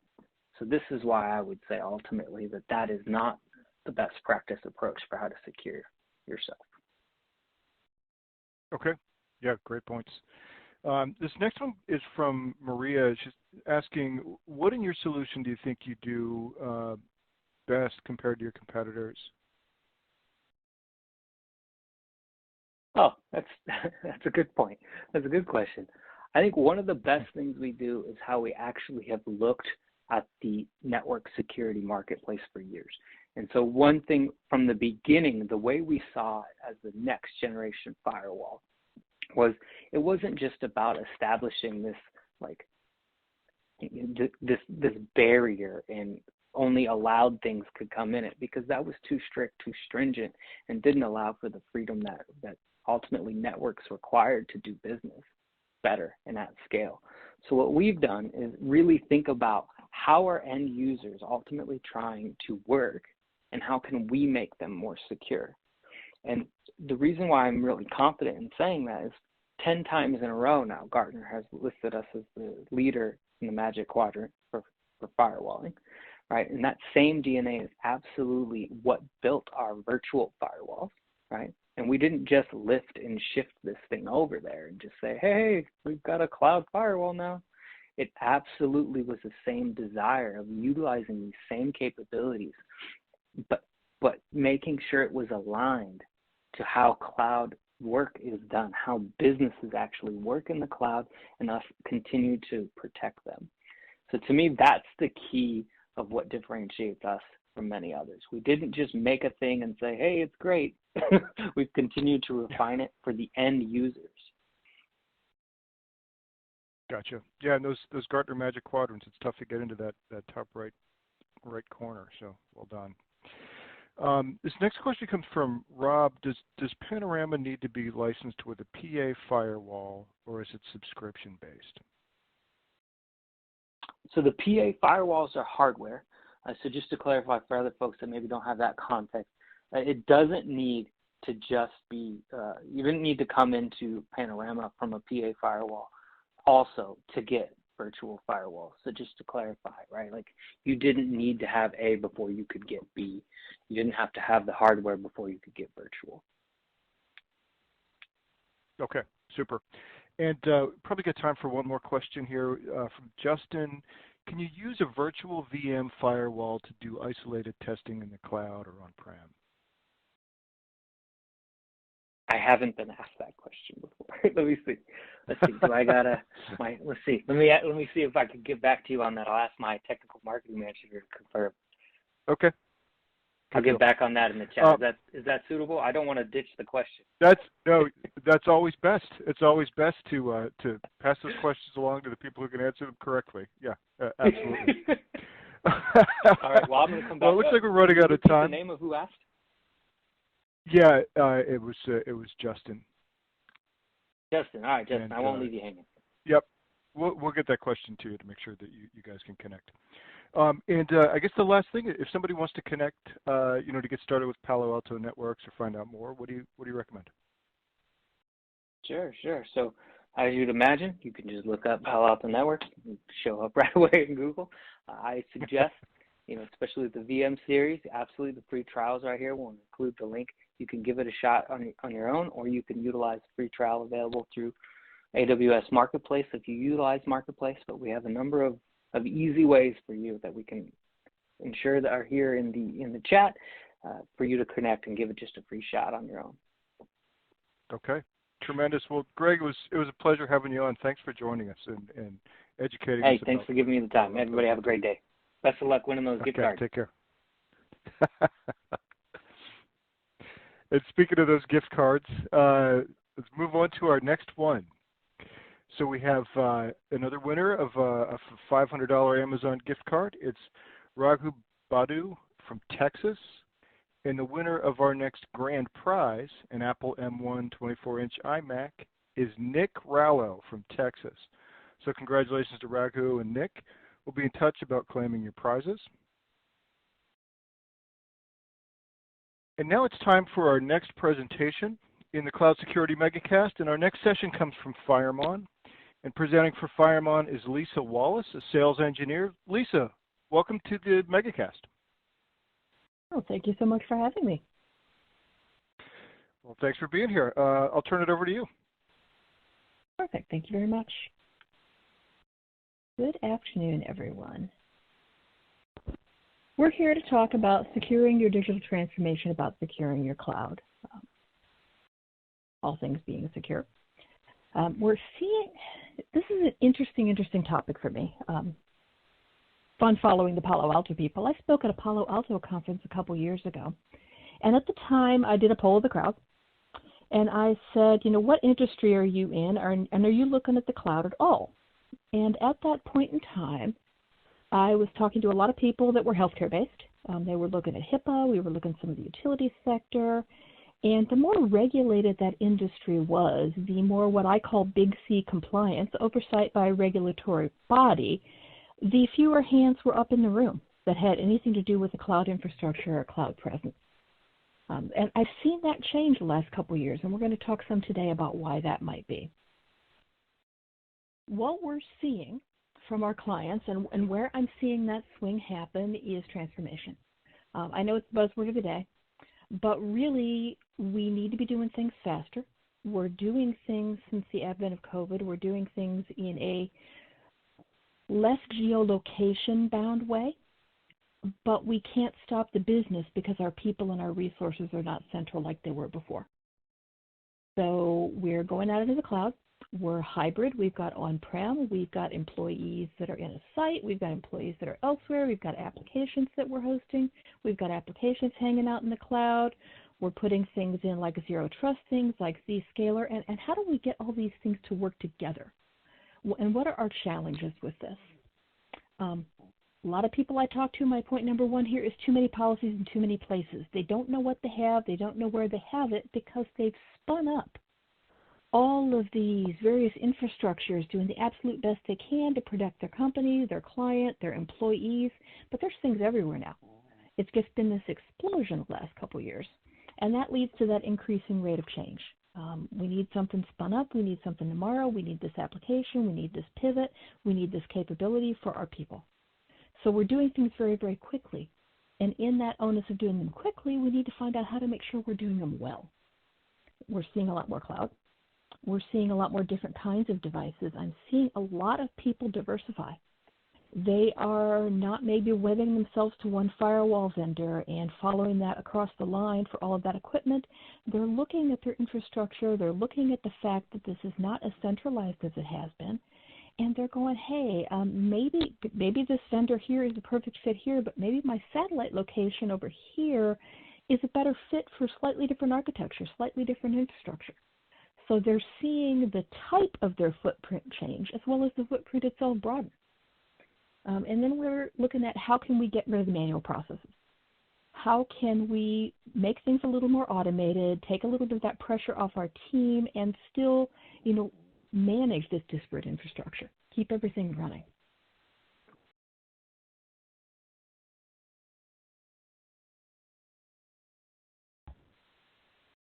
This is a stat from Gartner I've heard several times in the last couple of years, in the last probably 18 months. Gartner has stated that through 2023, 99% of firewall breaches is going to be caused by misconfiguration, not a problem with the firewall. We're not talking about your 0 day. We're not talking about somebody finding a new bug and being able to manipulate themselves back to the firewall. It's an accident. It's something that was misconfigured or configured in such a way that it had unintended consequences.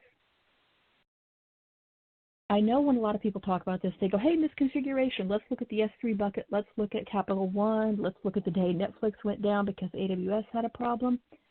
The corollary to this, and I talk to a lot of people, the corollary here is not just your data. The corollary here is your consequences. Obviously, you don't want your client data to escape. You don't want to have a breach. But even if you don't have a documented breach where you've lost some of your compliance data, there's still a significant risk to your organization because, again, we're back to that big C, compliance. When I talk about compliance, I talk about it from two aspects. I talk about it from your big C, which is your HIPAA, your GDPR, your CCPA, your PCI, SOX, regulatory bodies that have oversight. Then you've also got the little c compliance, which is following your internal policies and procedures.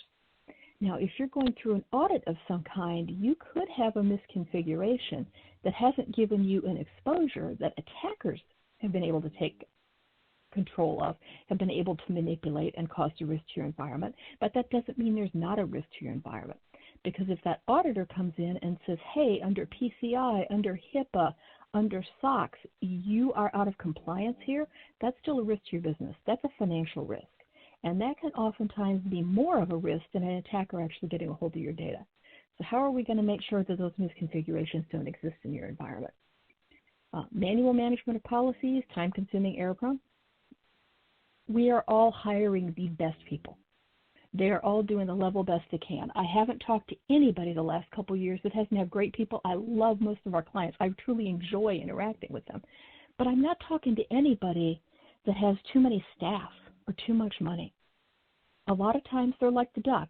They are calm on the surface, but they are paddling like mad underneath. So how can we get them to a point that they're not, paddling so much?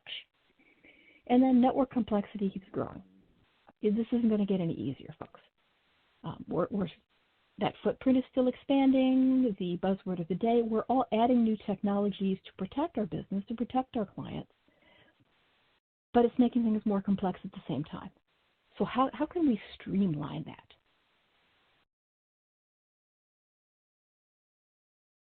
When we did a focus group with a bunch of our clients, we came back with some real common themes. And I'm a sales engineer. I talk to prospects who are looking to buy, thinking about buying, wanting to kick the tires, or they're in the middle of the purchasing process. And these are the kind of things I hear day after day. Lack of visibility. We don't know what we have. We don't know where it is. And this runs the gamut from the really small guys to the really big guys. It's an exponential problem, so the larger you are, the worse it is, but size doesn't really matter here. As we become more spread out, no one really is 100% sure what they've got everywhere.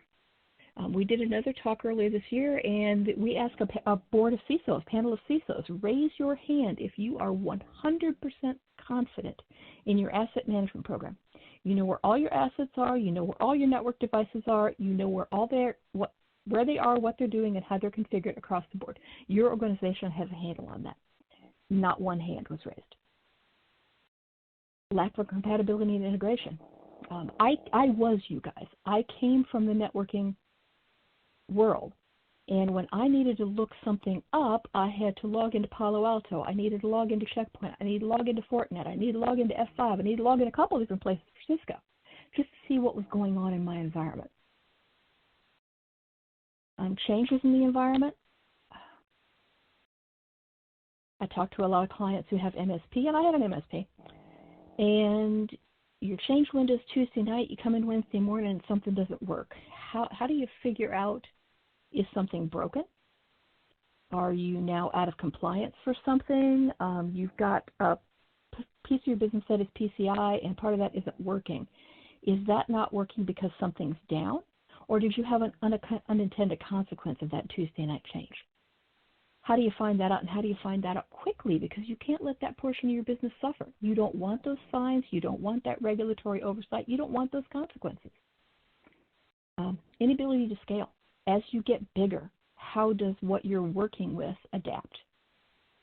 And again, expanding attack surface. If you've ever hung out with me in person, you've probably seen me with a pen and a napkin, and we will actually draw out the attack surface to your environment.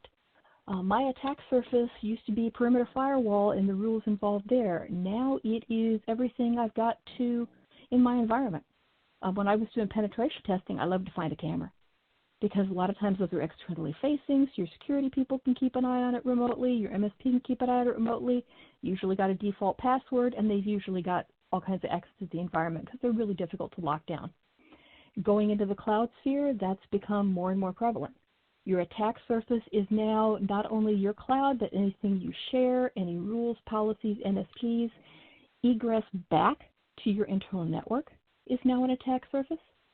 So that plane is expanding on an exponential level, and how are we going to get a handle on that? Again, we're going to take a look at this. The lack of visibility and insight. How do we find out what you have and where you have it? Where are your leak paths? What do you not know about? I actually had this happen to a client, and it's also happened to me personally. Had an executive go on vacation to the Asia Pacific region, which we normally would block. Got an exception to open things up for him. I pivoted elsewhere, he left, and no one closed that hole. The particular client I was working with was using our Luneta product. They were doing some leak path detection. They discovered they had wide open ingress and egress to Maine. From a very similar situation, one of their executives was on a sabbatical, but they wanted him to have the ability to phone home. They'd opened up a wide open hole in their firewall, and no one ever went back and closed it. And that's not a lack of due diligence, it's a lack of, something fell way outside our parameter here, fell way outside our normal processes. How do we go back and make sure that's closed? How do we make sure that we haven't done a misconfiguration that's allowing one of these things? In their case, they were financial services. This had some pretty significant penalties behind it because with this outlier, there was not a great deal of logging, so they ended up paying some pretty significant regulatory penalties because they couldn't really document what had or had not happened with this exposure? How do we visualize how things can move between cloud or on-prem devices, that Zscaler, the SD-WAN stuff? How do we visualize all that? Again, SANS survey, 59% of security directors said lack of network visibility poses a high or very high risk to your operations. Back to those CISOs, no one would raise their hand and say, I absolutely know everything I have and where it's at. And that's a little frightening. How are we going to get a handle on that? Lack of compatibility and integration. We've got SOAR, we've got ITSM stuff, your ServiceNow, we've got DevOps things. We've got SIMs everywhere. How are we going to get all these things to work together? One of my favorite things to do is to get the security teams working together. You've got network ops, you got security, you got your engineering teams. Network operation, they're trying to keep the tires on. Security, unfairly sometimes, tends to get a reputation as the Department of No rather than the Department of Security. So they get a little adversarial with network and the engineering teams, and suddenly they're last to the party instead of first. And then those engineering teams are trying to, look at your forward architecture. They're trying to keep everything going and see where's your next step. So we're trying to keep the tires on, we're trying to keep the tires secure, we're trying to keep the bus moving forward. How are we going to get all those people work together? And how are we going to integrate things rather than having to rewrite our process every time we get a new widget? There's got to be a way to make all of these things work together, whether it's in your ITSM tool, whether it's in something custom that you've done. These things all need to work together. How do we make sure that changes in the environment are not going to cause a problem? Make sure they're not going to break anything, but more important, make sure that they're not going to put you at risk for those compliance things. How do you make sure that changes in your critical portion of your network? I've got, like I said, people in HIPAA in the medical field, and I work in the utility space. Nothing should ever change in certain protected portions of your network. How do you make sure that an inadvertent change doesn't go in there, that somebody doesn't typo something at 2 o'clock in the morning? Again, our people are great. They're all human. They're sleep deprived, living on more coffee than I ever drink. How do we make sure we don't have an unintended consequence, to the pharmacy portion of your network that controls medications? How do we make sure that nothing went in there outside of a designated change window? And how do we look at the environment holistically? How do we look at it as a whole and say, okay, changes over here are fine, changes here are going to impact HIPAA, changes over here, maybe that's payments that are going to impact PCI. How do we make sure that everything that goes in doesn't violate those standards, so we're not having to go fix it after the fact, and we're not potentially paying those fines and the regulatory consequences? Another one of those statistics, 83% of all unplanned network outages are caused by mistakes during an approved change, and 70% of them are firewall related. And I will say that firewall includes cloud. Again, back to my favorite ones, Facebook. They had a BGP routing change. They couldn't get in their own building because they had IoT'd all their badge access. So once their network went down because of this BGP problem, they can't get in their own building. That was all cloud infrastructure based. They had gone 100% remote. Now they've called a bunch of people back in. If you're using Facebook for authentication, come talk to me. We really need to do something different there. But that's an example how a change which was accidental, misconfiguration, really caused a critical problem for their business. Now, Facebook to you may not be a great business model per se, but the same thing could happen to almost any one of us. Some critical portion of our business could have a change go in. If there was not any kind of automated oversight over it going in, one typo could take down something unintended. Then you've got, business consequences, you've got reputational consequences, and you've potentially got those compliance failures. And you've got regulatory fines and additional oversight while you're cleaning that back up. What are we going to do differently here? Again, back to the expanding attack surface. What do we have? Where do we have it? How do we make sure that there's nothing able to transverse? Nothing should be able to go from that protected pharmacy portion of the network back to the area where my clerical people reside. Those should not be able to talk. How are we going to make sure that doesn't happen? Then we're looking at cloud-first technology. We're looking at firewall as a service. We're looking at container technology, SD-WAN stuff, SASE stuff, your Zscaler, Prisma, the Palo Alto gent was just on. How do we make sure all those things are working together and we don't have anything we don't know about?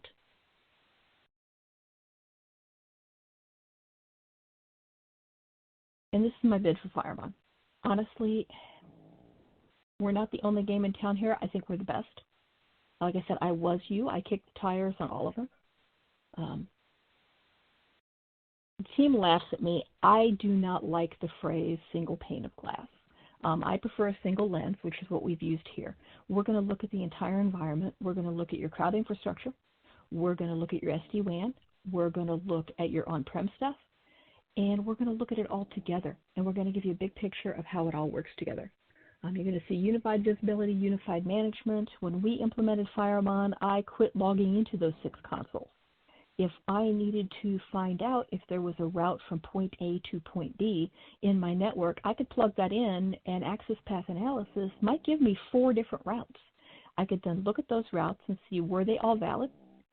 Did I have an ACL that was blocking something? Did I have an ACL that was allowing something? It was transversing portion of the network that, I shouldn't be able to touch. And I could see it all in one spot. I wasn't trying to log into 6 different consoles and collate all those things. You start automating your changes, you can have your change go in and it'll say, hey, look, you've got a change slated to go here. Here are the devices that you need to make the change on. Maybe you don't need to add a change at all, that access already exists. Maybe you've got an NSG that already covers that. Maybe we're already going out to Azure over here and that access is fine. But maybe if you go out from this protected portion of your network to Azure, now you're violating HIPAA. Maybe now you're violating SOX. The automation portion of the platform is going to call it out and say, hey, here's a control you're violating. Here is your regulatory compliance that you're going to be violating. You're going to create a problem for yourself. Now, if you need to proceed anyway, maybe it's short-term for a project while you're spinning something in that Azure or you're bringing something back down or you're doing something. What this is going to give you from a compliance perspective is you're going to have the ability to put that change in, but you're going to have approvals. You're going to have documentation. The biggest part to me of passing an audit was always documentation. I got fewer questions on a reliable, repeatable, automated process that I could present to my auditor than anything we ever did by hand. And you're going to have the ability to put an expiration date on that change. So you can run a report and come up and say, hey, do I still need this access? So then you can tell your auditor, yes, I needed to allow this exception. Here's the business process that we went through to approve that exception. And here's how we made sure it came back out at the end of that time it was needed. So then you're saving yourself from those regulatory consequences, any fines or anything like that. If y'all haven't looked at Fireman lately, we've done some great stuff. 9.6 is getting ready to launch in about a week. Version 8 cloud was a little less than pretty. These kind of look like amoebas to me, hanging out. Now our visualization is a lot better. We get visualization with cloud back into the infrastructure. We've got the ability to add things like synthetic routers and make connections to show, maybe you don't have everything onboarded into your environment, but we can get some synthetic routes to put in. We didn't add all your routers and switches. We didn't add everything in, but we can see how your on-prem stuff flows around, and we can see how it connects to your cloud. Then we can look at those NSGs, again, from those same compliance frameworks and say, hey, are we in compliance here? Are policies and procedures following what we need to do? And you're going to see it all again from that unified dashboard. I really do love this stuff. That is all I have. My contact info is here. If you'd like to chat about any of this or security in general, please reach out. I love to talk to clients. I love to talk to potential clients. I work on major accounts, so I'm not geographically constrained. I'd love to have a conversation with any of it. And I'm curious if we have any questions waiting.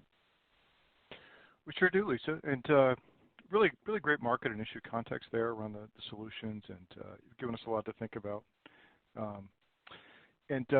And while we do see what questions we have here, I do want to put up the poll question. So I'll just repeat your email there. It's lisa.wallace@fireman.com. And then I'm going to go ahead and put up the poll. Just, we'd appreciate if you could let us know if there's anything that you'd like from Fireman. We do really appreciate everybody who answers those poll questions. So, Lisa, the first question we have here is about internal policies. They're asking, we would like to use our internal policies in addition to a standard compliance framework. How easy is it to create an assessment in FireMon, and does it require professional services? It absolutely does not require professional services, which is one of the things when I was kicking the tires did give us some weight towards FireMon. Anything you could query on in the tool, anything that you can think of that might be in the configuration of a firewall or within a combination of rules, you can write a control for, add it to an existing assessment, or create a new assessment. We've got a large manufacturing client that has done some heavy lifting. They have got assessments for the different portions of their organization, and they'll actually lay that assessment over top of a firewall before it goes live and say, here are the things we allow, here are the things we don't allow by our internal policies and procedures. Show me where you measure up. And they're able to proactively fix those things before that firewall goes into production. We did a few sessions, a couple afternoons to show them how to set it up and run, and they've set up all those frameworks from there. We're always here for any tweaking, anything that maybe isn't working quite the way you think it should. We're happy to help, but it definitely doesn't require professional services to go in there and get started. Okay. This next one is about multi-cloud. We're a multi-cloud environment. Does it matter if we have a mix of GCP, Azure, and AWS? It does not. Lately, I've been working in GCP more than the other platforms, but we do support GCP. I would say probably our client base is pretty equally split, probably 25% GCP, and then the other 75% is pretty evenly split between Azure and AWS. We do bring those in. We normalize them. We allow you to lay compliance frameworks over that. We allow you to query those NSGs and rules and get an overarching picture. We don't care. Any of those are fine. Okay. Super. The next question comes from Viswas, who's wondering who are the most common users of FireMon. And I don't know actually if this is asking about roles within an organization or sort of like verticals on customers, but I'm actually interested in both ways. Verticals are really across the board. Verticals are really across the board. I could name 100 different verticals. Roles tends to be pretty evenly split, and it's why they came to the table. The people that I talk to that are maybe in information security and compliance are the people that have that audit oversight. They are not the people that push the buttons on a day-to-day basis, but they need to have oversight of what the other teams are doing. They're very interested in the compliance use case. They're very, very interested in creating those custom assessments, seeing it where they measure up for things like PCI or HIPAA or SOX or GDPR. That's one bucket. The next bucket, and these are pretty evenly split. I talk to all three, what I call buckets, pretty much across the board. Bucket number 2 would be security. They are more of an architecture role. They need to make sure all those components are working together, and they're responsible for things like we don't have unused rules in the environment. Point A can't talk to point B. They're interested in more of a lot of the same things that the compliance people are, but they're interested from an architecture standpoint. My manufacturing people maybe can't talk to the printers back in my office. We're seeing a lot of legal divestitures where maybe they'll spin off a business unit into a smaller company, but they'll still need to phone back home to the mother company for some functions. That's more of the true security people. And then the third bucket is what I would call more of a network operations. They're the people pushing the buttons. They're the people who want to see, how can I get my changes done faster? How can I leverage some automation? Even if we're not, and automation to me means 2 different things. You can stage your change, run through your compliance checks, get all the way up to push into your devices. You've said what devices the change needs to happen on. You said what change needs to happen, whether it's just modifying an existing rule or adding a new rule, and you can stop there. That to me is still a valid automation use case because you've used the platform to do all that. Out of my 327 firewalls, where do I need to make this change? They're the ones that are responsible for making sure rules that go in with an expiration date come back out. They're the ones that are responsible for making sure that that rule that hasn't been hit for 9 months comes out. That's more of the network operations, the hands-on day-to-day people. I talk to most of those people about equally. It'll go in spurts.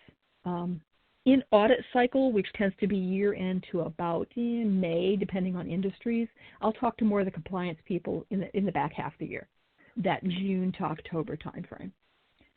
I will talk to more security people in the year-end when the change freezes are on. They've got a little more time to come up for air. The network people is an ongoing basis. When they've got some budget and they can allow themselves to improve their day-to-day operations, when I'm going to be talking to them. And all three of those are equally valid to me. We've got use cases for all of them, and a lot of times we can land and expand and help out those other groups as well, even if they're not the first people we talk to. Okay, great. Hey, this next question comes from David, and he's wondering if Firemon helps with discovery of devices, or do you have to know what you have to monitor? We can help with discovery. We can help with management station discovery. If you look at the Lumeta platform, we can actually go out, place some agent devices called scouts in the environment, and we'll actually read ARC tables and some traffic and see, hey, and this happened to me, we found an old server that had been popped up under a guy's desk. He was using it for dev stuff, and he accidentally turned it on one day. It was a Windows 2000 box, and it suddenly popped up. We've got a lot of capability both in the Firemon platform itself and then Lumeta to find what's in your environment. We've got a large financial services client, thought they had about 900,000 assets in their environment. They fired up Lumeta, they went out and deployed some scouts, and they discovered they had 1.6 million. It was almost 100% increase in the amount of assets they had over what they thought. That's amazing. In this last question, it's another question from Viswas, but I love it. For you as a sales engineer, and you really understand the product. It wants to know, what is Firemon's best feature? Oh, best feature. That is hard because there are so many things in it that I love. Probably the one that hooked me first was the speed and the capability to bring everything under that single lens and see everything in one location. What I have found as I talk to clients, and like I said, I talk to a lot of clients, is there's very little that people can bring me as a what if that there isn't a way we can do.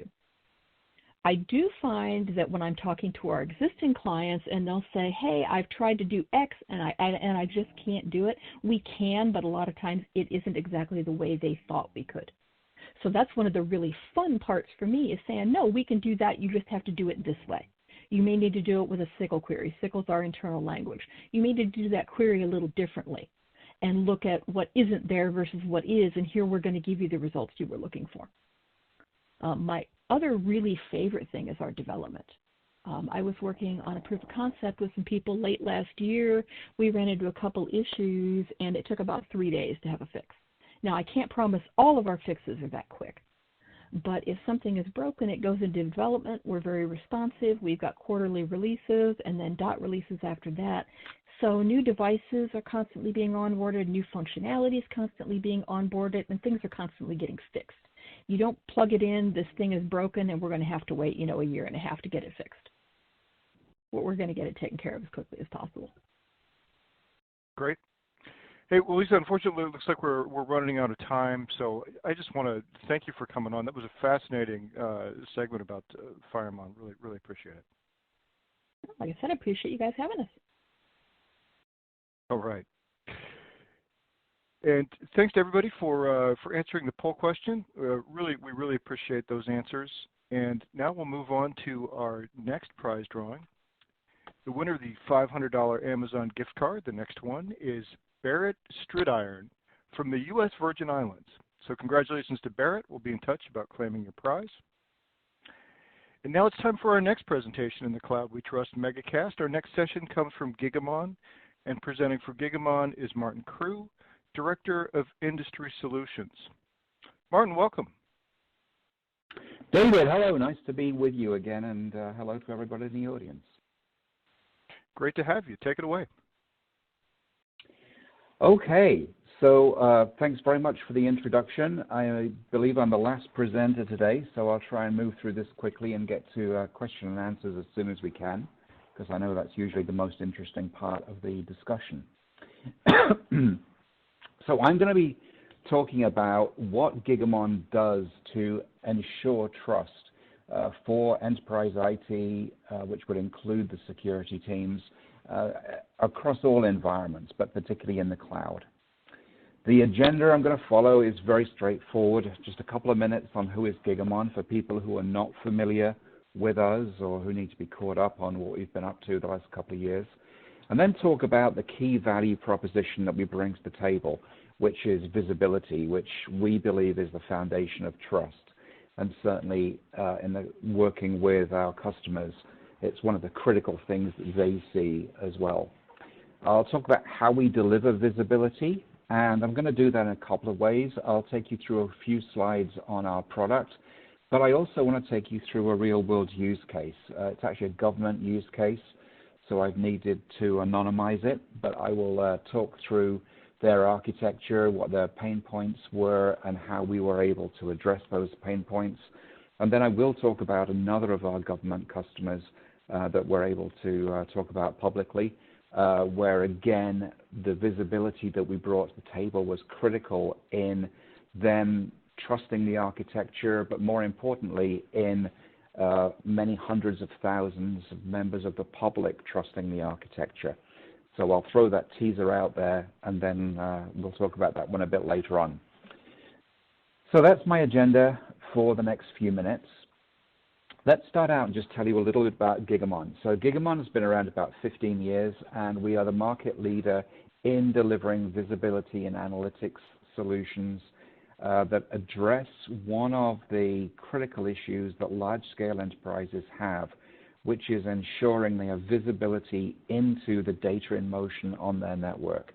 As all of you in that environment are aware, at any point in time, there are many gigabytes, terabytes probably of information in motion across the network. And gaining visibility into those pieces of information, packets of data, or abstracted up to metadata, getting visibility into that data is often critical for security, and it's often critical for diagnosing performance issues. So that's the area that we very much focus on. As I mentioned, we've been around a while. We've now got 4,200 customers. These tend to be very large-scale distributed enterprises. And as you look at this slide, you'll see that we're talking about 83 of the Fortune 100, talking about all of the major government agencies in the US, and also a majority of the leading global banks, telcos, and healthcare providers. So very much focused on the issues that these large organizations have. And the critical thing that we do for them is we provide visibility into the data in motion on their networks, as I mentioned. Let's talk a little bit about how we do that. Before we dive into what we do, let's sort of think about the traditional network that's out there.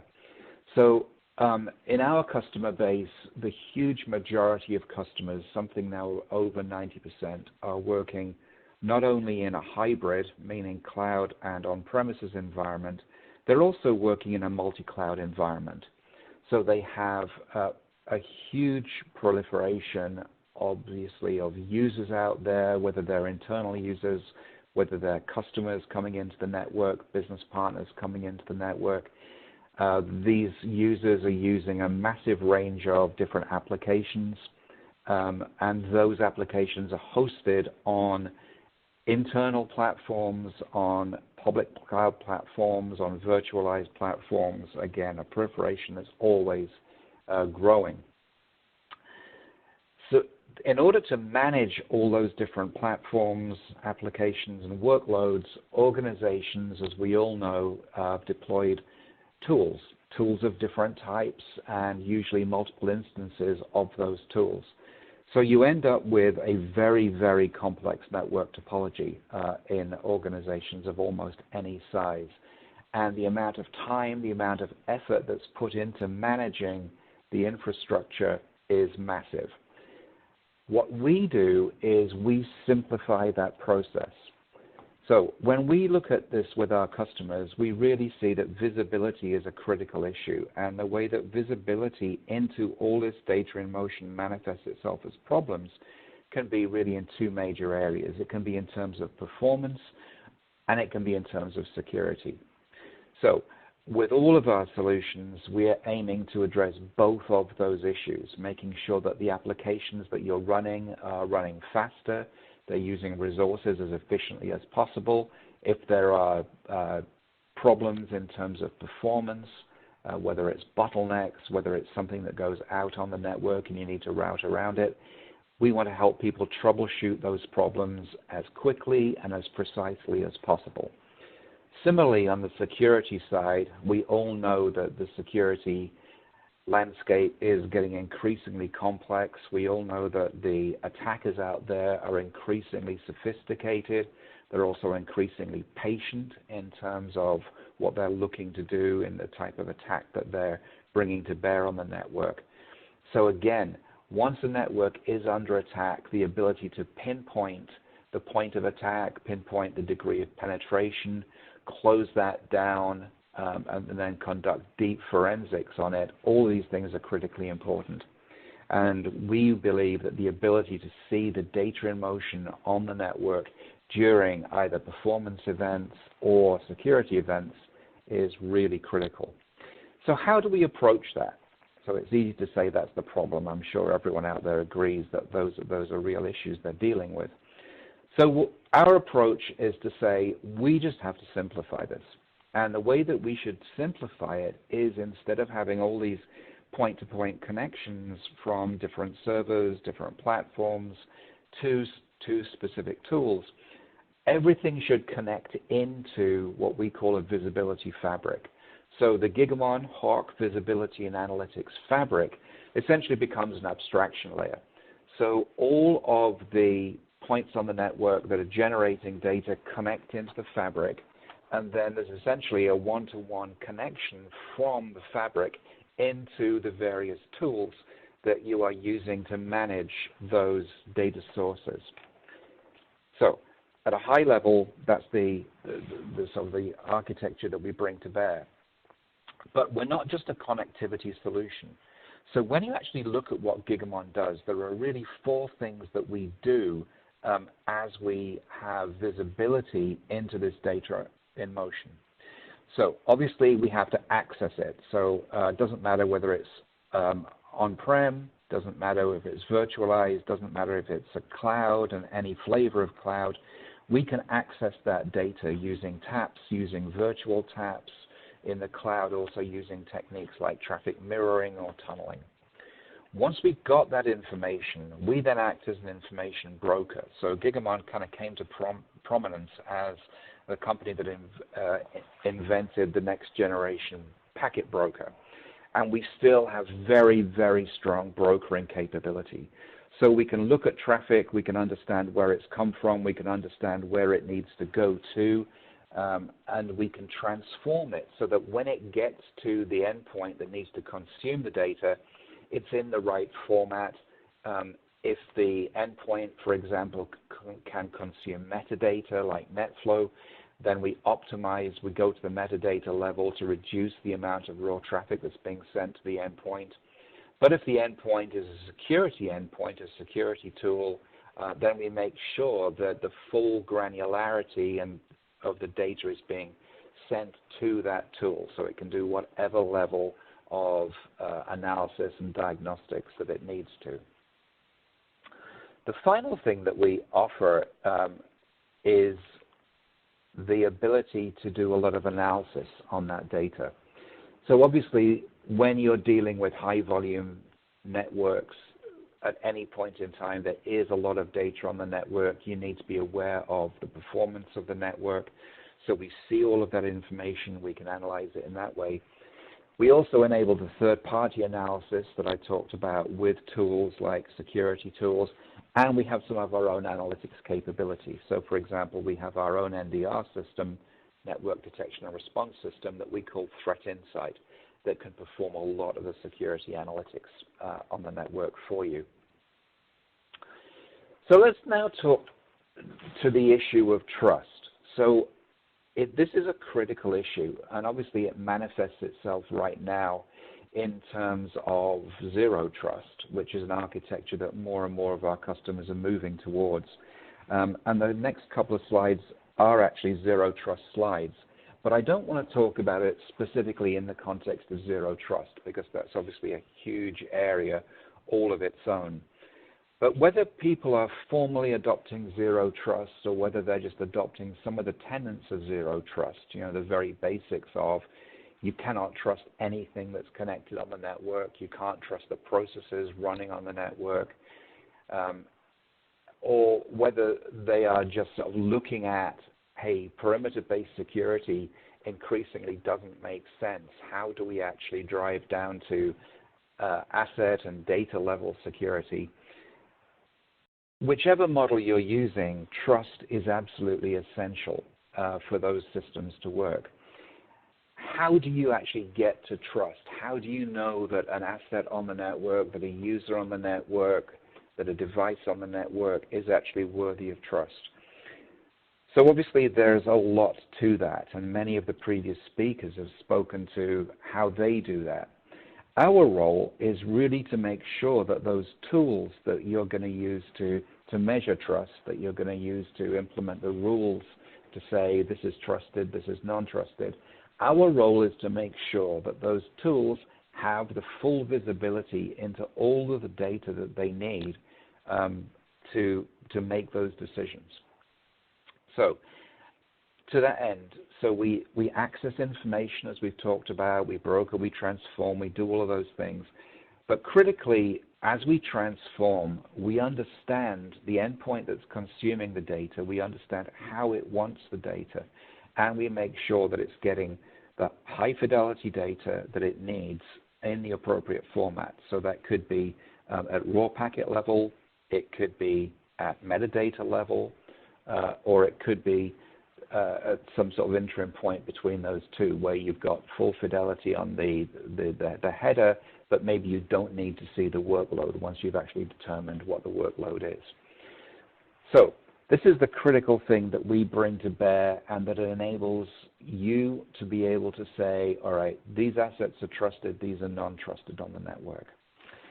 One of the critical things that we do to enable this is we do this all from a single environment. So from within the Gigamon Fabric Manager, you can actually visualize everything on your network that's creating data. You can visualize all the tools that are available, and using a graphical user interface, you can say, okay, this tool needs to get this information. Here's the path it needs to go through. Here are some things that we can do to shortcut it. So if there is a specific tool that needs data from just one source, that traffic can be just directly routed from a specific IP address to a specific tool.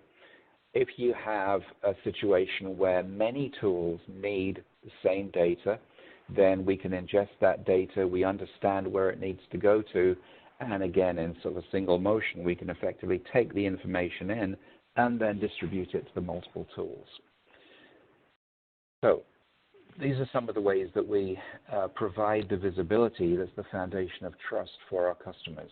Let's take a look at one customer. So this was a government customer. Because it's government, I'm not able to identify exactly who it was. The pain points that they identified to us were that they had a lot of blind spots on the network. And a lot of this was due to the limitations that they'd imposed through the decision to use span ports as the source of that data. So as I'm sure many of you know, if you're using a span port for this purpose, essentially a span port as a tap, that isn't something that span port was really designed to do. So it's got some limitations. If it gets too much traffic, it can start dropping packets. There can start to be contention within various ports on the system.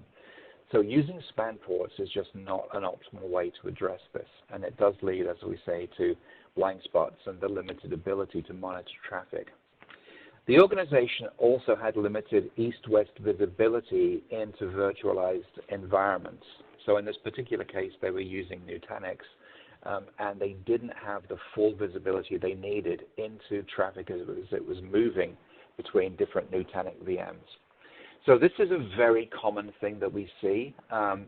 It gets significantly worse as you move to a public cloud architecture and as you move to complex applications that are maybe containerized.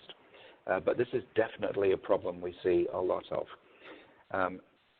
Another issue was that using span ports the way that they were, there were a lot of duplicate packets getting onto the network, and these were being fed through to their SIM tool. So there was a lot of redundancy in that area. The SIM tool was really reeling from the amount of traffic that was being directed its way. And as you know, when you feed a lot of information to SIM tools, you often end up with very high costs as well. So these were real issues that the organization was dealing with. What they wanted to get to was they wanted to have complete visibility into everything on the network. They wanted to be able to optimize the flow of traffic to the tools so that, for example, the SIM tool wasn't being overloaded. And they wanted to reduce the overall complexity and improve security through the process. So objectives and desired outcomes I'm sure many of you will identify with. So using Gigamon, we changed the way that they were acquiring traffic. So instead of acquiring traffic from span ports, we actually implemented our physical taps to actually capture the data from the network.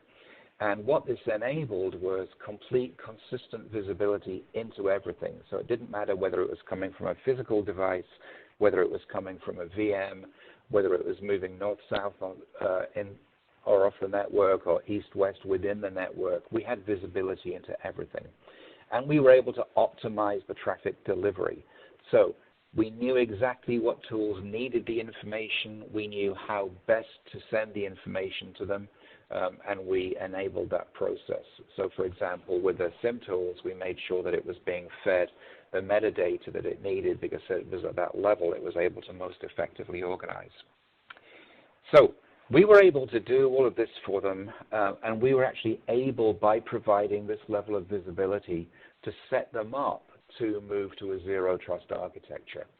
So although the use case that we've implemented for the customer was not a true zero trust use case in many ways, providing this foundation enabled them to see everything on the network, to really understand what the implications were of moving to zero trust, and to get them in a stead where they could really plan that. So that's one government customer that, again, can't identify. Please do not assume that that customer is the same as the next one I'm going to talk about. So this next one is another government customer I can talk about, and this is the Census Bureau. So there really is nothing that needs to be much more trustworthy when you think about it than the U.S. Census data. This is data that's relied on for so many decisions within government, whether it's districting, whether it's budgeting. This is just critical information to be right and to be trustworthy. So we were very instrumental in ensuring the security, ensuring the trustworthy nature of that data for the US 2020 census. As you can imagine, the requirements for the system were pretty stringent. The design said that we had to be able to support and secure 600,000 concurrent users. And those users were coming into multiple platforms. So depending on the devices that they were using to get into the census system, traffic was being routed through different servers, different types of servers. And it was absolutely critical that wherever the traffic came from, whatever the device was, it was fully secure. Fully secure in this case often meant that it was encrypted. It makes perfect sense. So centralized decryption was a critical part of the capability they needed from us. They also needed, obviously, security in the sense of intrusion detection. If there were attacks on the system, they needed to be aware of that. And also, they needed to be very sure that there was no data being lost on the system. There was no data being, for example, exfiltrated using peer-to-peer technologies, or just simple stuff like people taking Excel extracts. So they had to be sure of all of those things. So we worked with a technical integrator called T-Rex, and they did the design work to make sure that the solution could be secure, could be trustworthy. And then they used Gigamon as the backbone for the security of the sensors. So really good example of an application that absolutely had to be trustworthy, absolutely had to be secure, and where Gigamon played a critical role in doing that. So I shall take questions in a couple of minutes. Before I do that, I just want to talk a little bit about our product, which is called Gigamon Hoc. I mentioned that earlier on. Gigamon Hoc is just the cloud version of the software that we've been evolving over the last 15 years. So Gigamon Hoc covers all of the different environments that we work in, whether it's on premises, whether it's a hybrid environment, whether it's virtualized, whether it's cloud, multi-cloud, or any combination of that.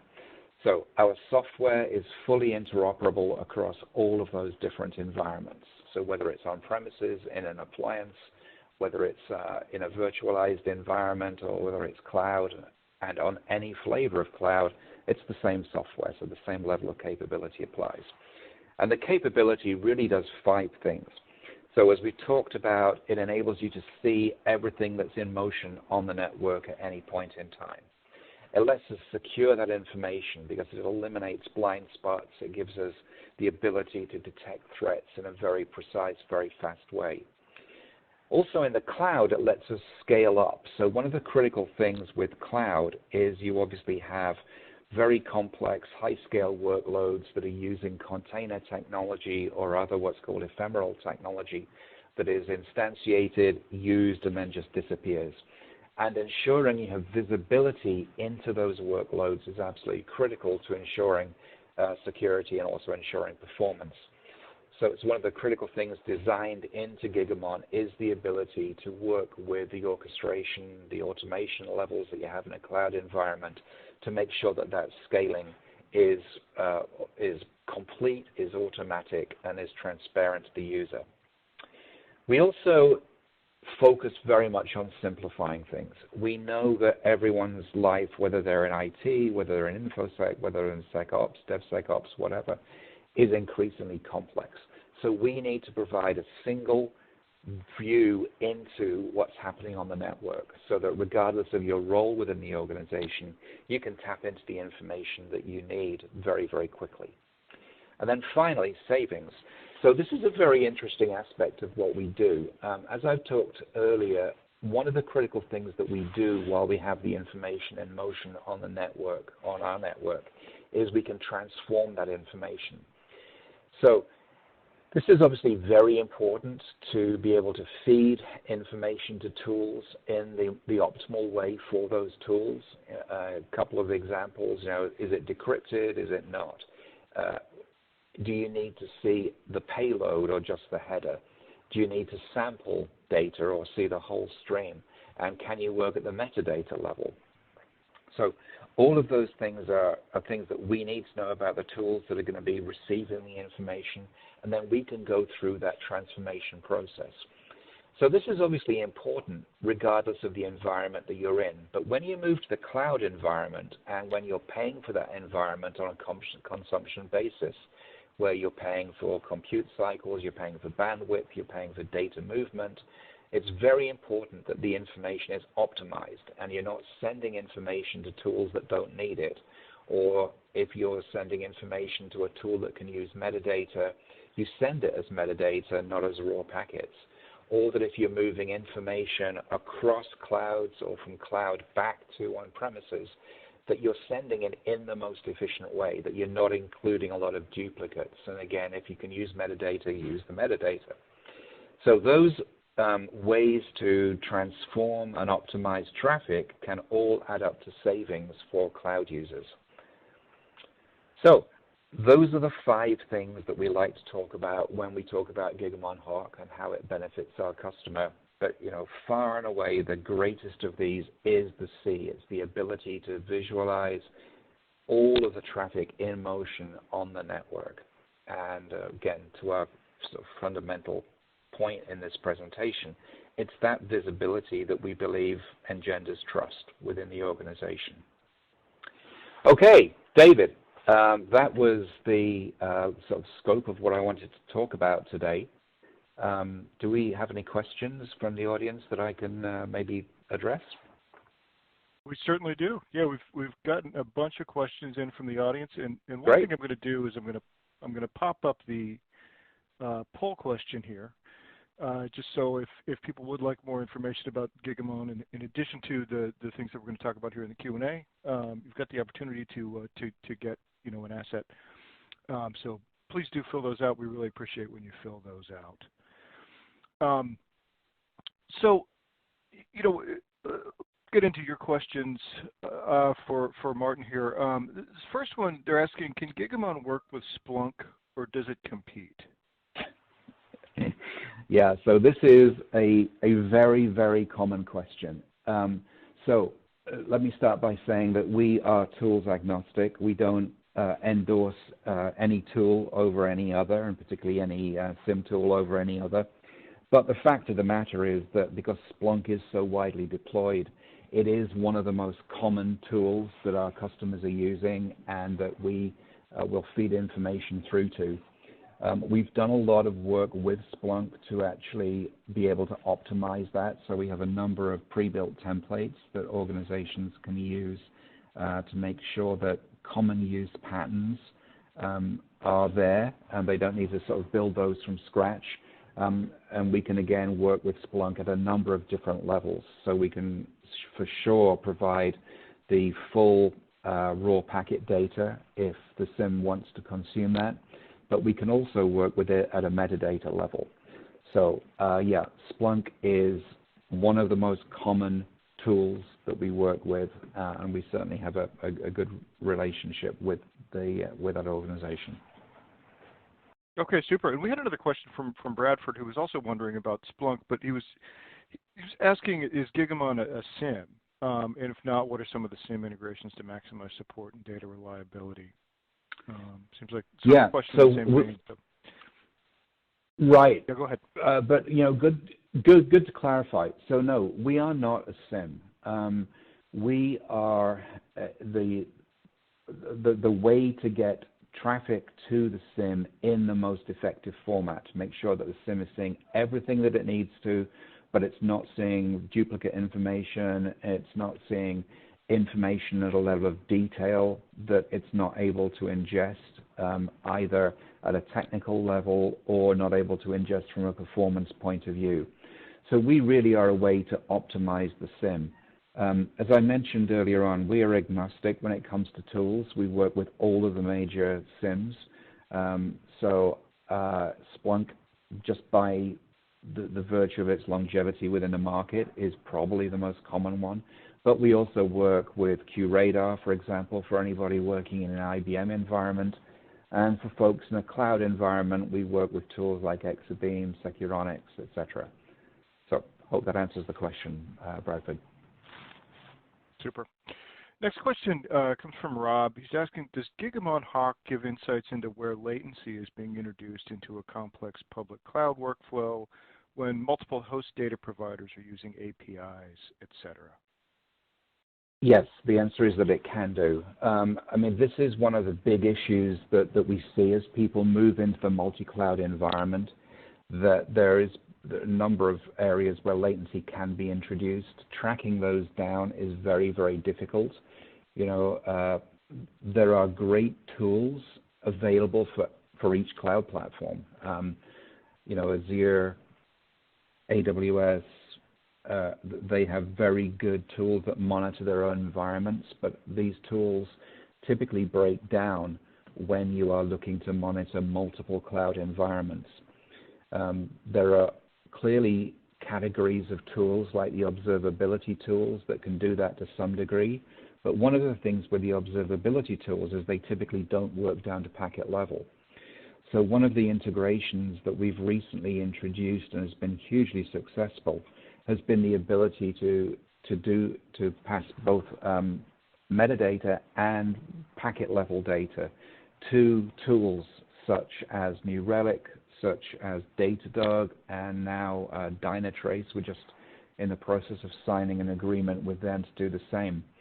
Because increasingly these cross-platform observability tools, they need to get access to more information than they've got, so that where there are performance issues in individual applications, in cross-platform workloads, those tools need to have that packet level data to get that visibility.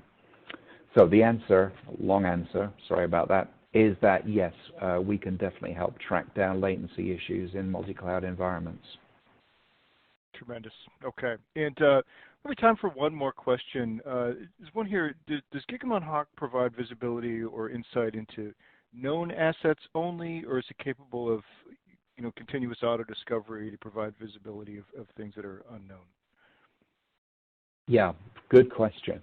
And as I think the previous speaker was saying, we are often in a situation where we ask an organization how many assets they think they've got on the network, and then when they've gone through a full discovery process, they often have 2 or 3 times the amount of known assets on a network.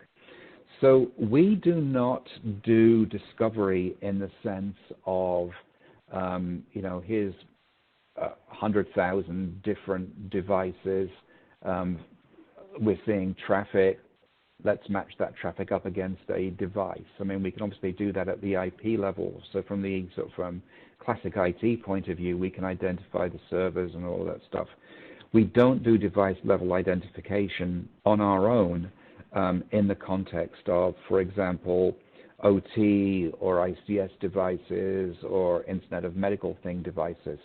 However, we partner with companies that do that. So, when we think about device discovery for mobile devices, device discovery for factory shop floor or IOMT devices, yes, we partner with companies that let us do that. And that's something that is actually an increasingly common use case for us.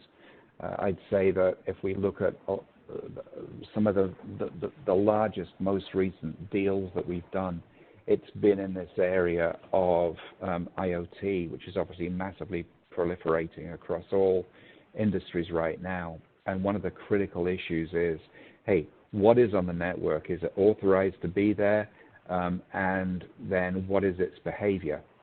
So the behavioral side of things is something that we're very, very strong in because we can see all the traffic that it's generating. But the device identification is something that we typically would want to partner with another company to do, to be really sure about what we were looking at. Great. Well, Martin, I think we're out of time, but thank you for a really interesting discussion, all those insights during the Q&A as well. Appreciate you coming on and educating us on the latest with Gigamon. You're welcome. Thank you, David. Thank you, audience. And I'd just like to thank everybody who's filled out the poll. We really do appreciate that. And it's now time for our final prize drawing of the event. The winner of our final $500 Amazon gift card is George Tirani from North Carolina. And the winner of our final Apple M1 24-inch iMac Grand Prize is Scott Dean from Missouri. So congratulations to George and Scott. We'll be in touch about claiming your prize. And with that, on behalf of the Actual Tech Media team, I do want to mention a couple of things. Be sure to subscribe to 10 on Tech. It's our podcast. Really great stuff in there. And if you liked what you saw in here and want to get your solution into an event like this, please feel free to reach out. We'd love to hear from you. connect@actualtechmedia.com. And our next big event like this is a virtual summit coming up on Defense in Depth, exploring the elements of a layered security program. That's coming up next Wednesday, January 19th. It's going to be a great event. We have a lot of vendors coming on back to back, have a great keynote with some really, top of mind issues about security. It's an event that you don't want to miss. But I want to thank all of our presenters today for putting together such great presentations and demos and Q&A insights all day long. I want to thank our participants from Progress, Metallic, Octa, Duo, Rubrik, Palo Alto, Firemon, and Gigamon. And finally, we'd like to thank all of you for attending today's Megacast from Actual Tech Media and for all of your great questions. So that concludes today's event. Have a great rest of your day.